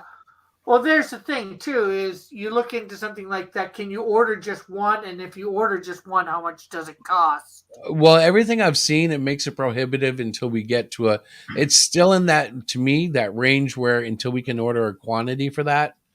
Now, if we Yeah, wanted to do 3D printing, that would be different, but we were looking at a really cute plush doll a la the Critters, or Creepster. We were thinking yeah. that would be a cool idea. But at this point, we're like, no, let's just wait and see what happens. Naturally, if it Killer says blows up, like offering a second book as a stretch goal, which he did. yeah, we could. I was discussing an ash can with Diana if we get, Yeah. enough sales. And But when we get like, here's my thing. Like, so this was our first night. We launched it. It's only been a couple hours. We're at 20% already funded. So we'll go to the first stretch goal. If we get that, then we can theoretically look at adding another stretch goal because we're gonna no, honey. This has What? got to be what it has to be. If we hit the 500, which we know we will, Yeah. then we have to put up the next one. We Yeah, always that's what have I to said. stay. Okay, I thought you said we'd consider. No, we have to. No. We Okay. have to put up the second Yes. one, and then Yeah, but then that's like the next stretch goal is what, 2,000? At least, yeah. We were talking about that too. We're still trying to settle on the ratio of how we jump up, but Yeah. I don't, like I do want it. I'm thinking like double each time, Yeah, at so this, least. Yeah. That's what I'm gonna this do, one too. guy, and I'm not I'll going to say send his name. He raised over $38,000, but he had like 7 stretch goals, and it's like he wasn't. Ooh. That book never came out, And Yeah. I'm not going to say Yeah. because Depending on his what name the- he's been talked about all numerous times, and depending on what the stretch goals are, they can be easy to do. Some only cost like whatever. So yeah, like I that. mean, if it's something that's real cheap, like maybe or $50, maybe printing for up some that. stickers or something, that might be Well- fine. But this is. But there are other things like, like you've obviously seen all sorts of stuff out there, where people just get really crazy with their goals, and amen. But the thing we're saying is you just got to be careful when you're doing it, because you got to realize every stretch goal you put in that you meet means everybody who ordered a physical copy or whatever your perimeter is for that, they're going to have to get it. Like sometimes I think what happens is we perceive like, okay, the first customers to 500 get the print, and then the next set will get this. No, everybody gets the next set, and then the next. You know what I mean? Some of these things. Yeah, like my when I did my stretch goals for number 1, I had a bookmark that like at 3,000 everybody gets a bookmark. 4,000 everybody gets a 4x6 print. 5,000 everybody gets a sticker. 6,000 buttons. Yeah, so I think these things weren't really all that expensive. Now I'm looking at like a digital wallpaper, or Right. Well, those are cheap. Can I? or like what's that, babe? So like a bookmark. I don't know how expensive that would have been. I wanted to say something in a minute. Or splash page, stuff like that. So maybe that My was wife the needs issue. to speak. Well, no, I was waiting for Lorenzo to finish, honey. Oh, I'm sorry. No, it's fine. He was No, I said maybe that wasn't the issue. Go ahead. No. First off, I just want to thank however Herman P. Hunter's The Lore Forge. That's quite a title name. Thank you for coming in. I just bought your book because it looks really cool, and it's kind of up my alley as far as content. It's going to be in on Saturday, so I can't wait to read it. And if you have a Twitter or an Instagram, can you drop the link? And I don't know does anybody else know him? Know this person? I know him. His name's Jeff. His real name's Jeff Potts. He is on Twitter. Yeah. Oh, that's. Oh my God! Again, this is a name that he uses on YouTube most of the time. This is the only time ever seen him use this. I'm not doxing him. It's I'm not doxing him. He actually explained it. But I can pick on If you. Chris would actually highlight it for more than a split second, he said the only reason he used that name on some books, Herman P. Hunter, and his books, is because there's already 2 Jeff Potts who are authors. Okay. I'll So probably- 'cause I want to follow them. This person. Okay, I will put the link in this YouTube for him since he doesn't have a thing. Yeah, I thought that. There's the Yeah, link that's weird. Like all of a sudden, it turns out that he's. I didn't realize that he used this name on his books.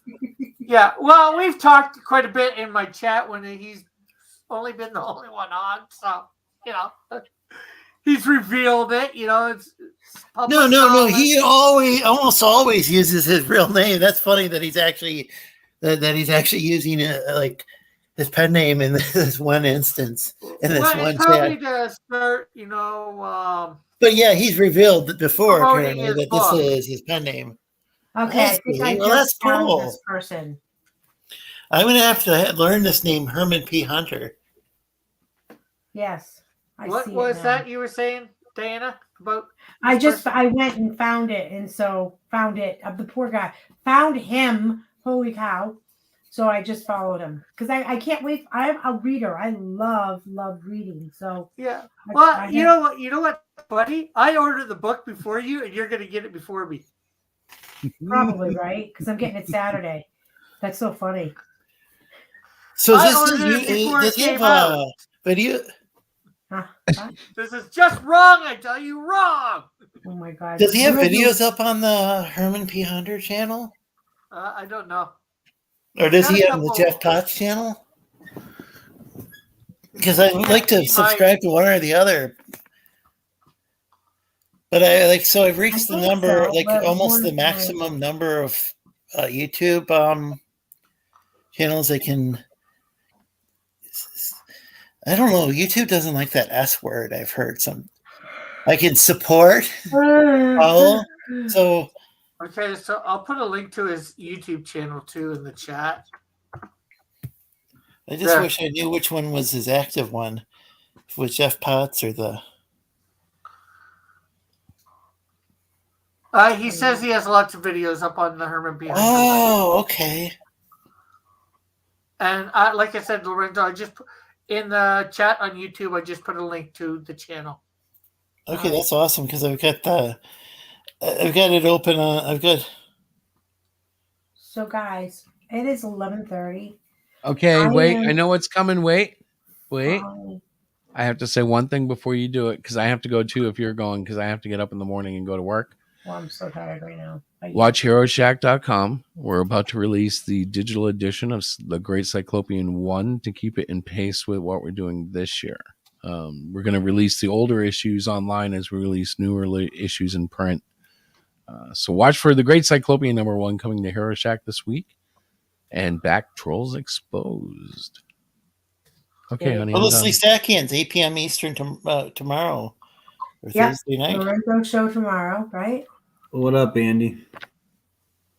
I've got a show hopefully tomorrow night at 10 p.m. Also, I've got a show tomorrow afternoon, 5 p.m. over on Rumble, where I will be doing some of my troll art. If people want to go check that out, watch me. Nice. Good segue. So that's over on Rumble. Yeah. I got to tell you something about Rumble. I can see the show, but it never lets me log in properly from my iPad. Okay. I'm just letting you know. I got to figure it out. Yeah, every time I try to catch it, I can see it, and then I want to talk, and then it wants me to sign in. And I try to use, I believe, the Google, and I think they had a Facebook one too. You know how you can just press it and go in, and both times it's screwed up. And I don't know if it's Rumble or if it's my system or what, but I haven't figured it out yet. But I just wanted to say that. Well, maybe do a sign up through email. I'm lazy, man. They should make this easy on me. I'll try. Putting Rick's links in the chat. It's good to put his was it link? What do they call it? Linktree or Linktree? Yeah. Yeah, because that's a real handy dandy site. I'm going to have to sign up for that because I've got a number of sites and it's easier to just do that than mention them all. Yeah, or you can just visit HeroShack.com where we don't link to anybody but ourselves. And there you go. I don't know. I don't know why I There's said that. No, we stuff do on there too, right? Yeah, Uh-huh. we do have a store on there. We're going to be promoting more there, but that's part of the whole Cyclopean One thing. Mhm. Because we just haven't touched it. We invested some money in this site and just we've touched it, but we haven't promoted it. So we're going to be working on that while we We're do going to be Trolls working on a Exposed. lot of that. Yeah, it's this year we're going to make the big jump into getting a little more serious. And obviously Diana has opened up the budget. We were able to bring in Chris Mad for the cover, which is a huge thing for me. And yeah, I'm Jay's excited. working on- Yeah, well, the thing about it is the biggest investment has been the cover. Yeah. And I'm so excited because, like, of all the artists I've met, definitely Chris Madden. And this isn't just lip service. I love this guy. I've loved his work from the moment I saw it, and He's he has amazing. only gotten better. If you haven't He's seen a his work, traditional artist, guys. yes, He will sit there and like when Chris and I were at the Comic-Con between Jay and Chris, that's where our table was between these two guys. That's how we got to know them for 3 days. We learned a lot. They were so kind to Chris and I. They were really kind of giving us a lot of great tips. I mean, they're both professionals. And I was watching Chris sit in and don't his remember table. Phil Russert, who is a very well known comic book promoter. Yes, but convention promoter was there, and he actually was like part of this little synergy group because he knew them, and it was like everybody just kind of all But three what of I them was just going kind to of say embraced about us. Chris before you Yes, interrupted me is yes, that yes. I watched him as a traditional artist, and I watched fan upon fan come with their sketchbooks Mhm. to ask and just say, "Hey, how much will this be?" And they would leave it, and they would come back like later in the day or the following day, and he was just like sitting there sketching and inking. I mean, that to me is While just joking, talking, and yes. joking and having a great time, and it was just really cool. So we are going to, once the cover is actually complete, that will go up on the website so people can actually see it. Well, you've seen the pencils, but obviously when he's done, it's going to be more dramatic. He's You can put the pencils up for now, you know. Yeah, It'd be well, that's good- what I've been We'll get using in to the it. promotional. Yeah. Yeah, no, but I mean on the page. it is We on. will. Well, it's blended in the artwork, and Right. Yeah, the but thing I about mean, it, you might want to put that up just by itself. Well, I'll be honest with you, Rick. We both work full-time jobs. So with all the work that it takes with the videos and everything that we're doing, Yeah. we wanted to start it tonight. So I know that Chris is going to add more pictures to it. And well, like, that's if it lasts that long. I want to. T-shirts. I want. Hey, You know? hey, Yeah. shut up a second.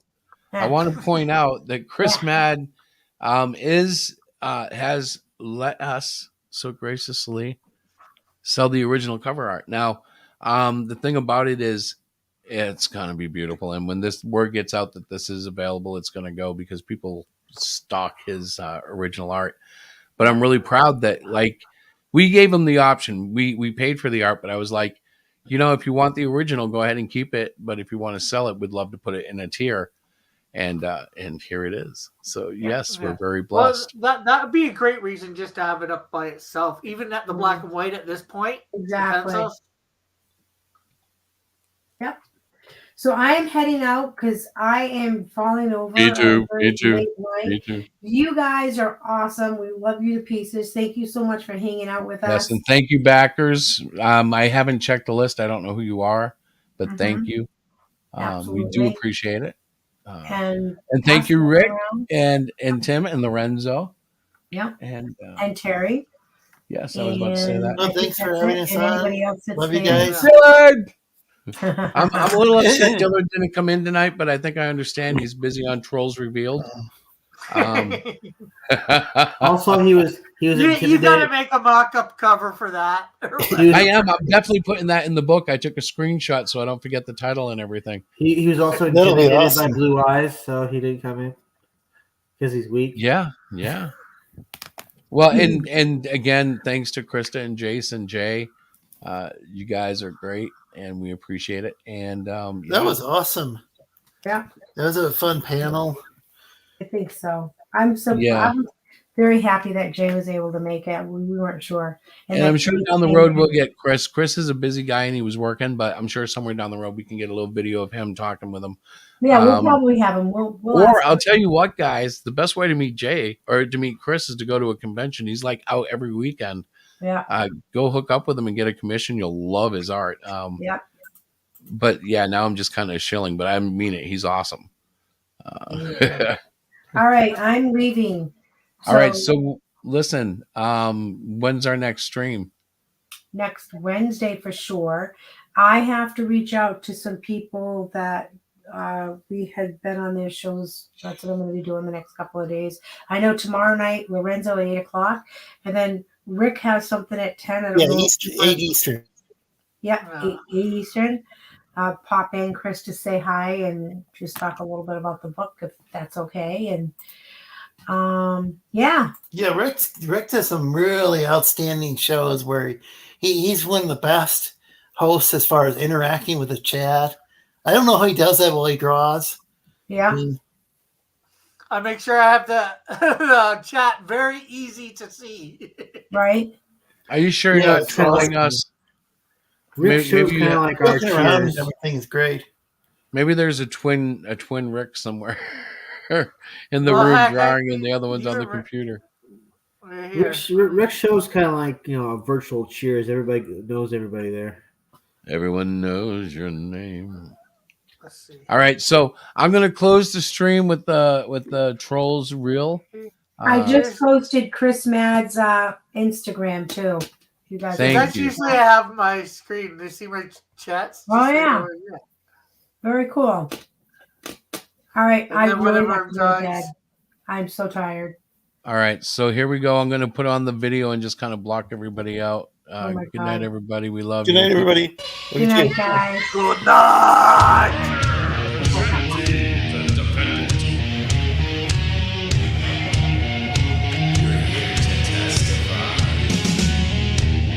Testify to what you troll.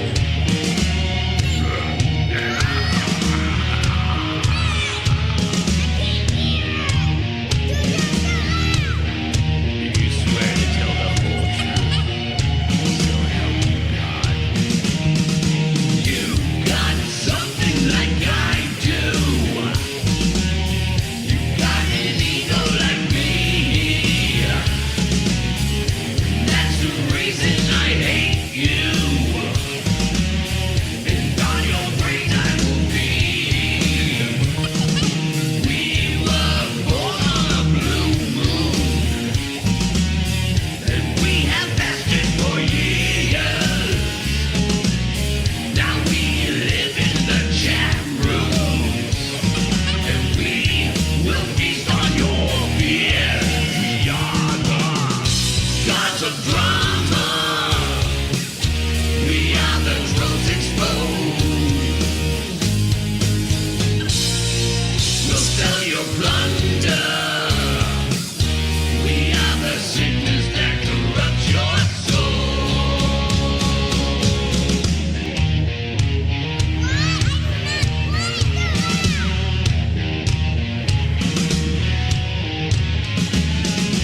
We're the trolls of the gray land. We're modern day folks of we gather darkness to seize thee. As we command thee to squeal before the gods of drama. We are the trolls exposed. We'll sell your plunder. We are the sickness that corrupts your soul.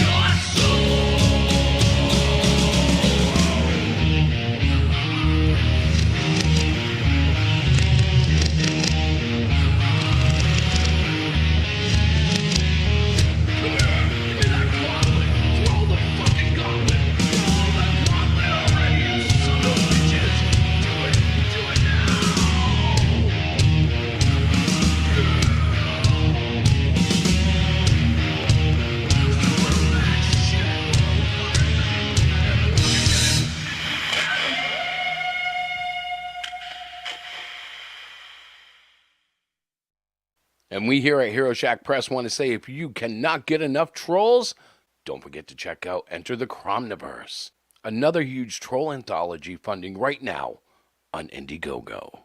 To back to trolls.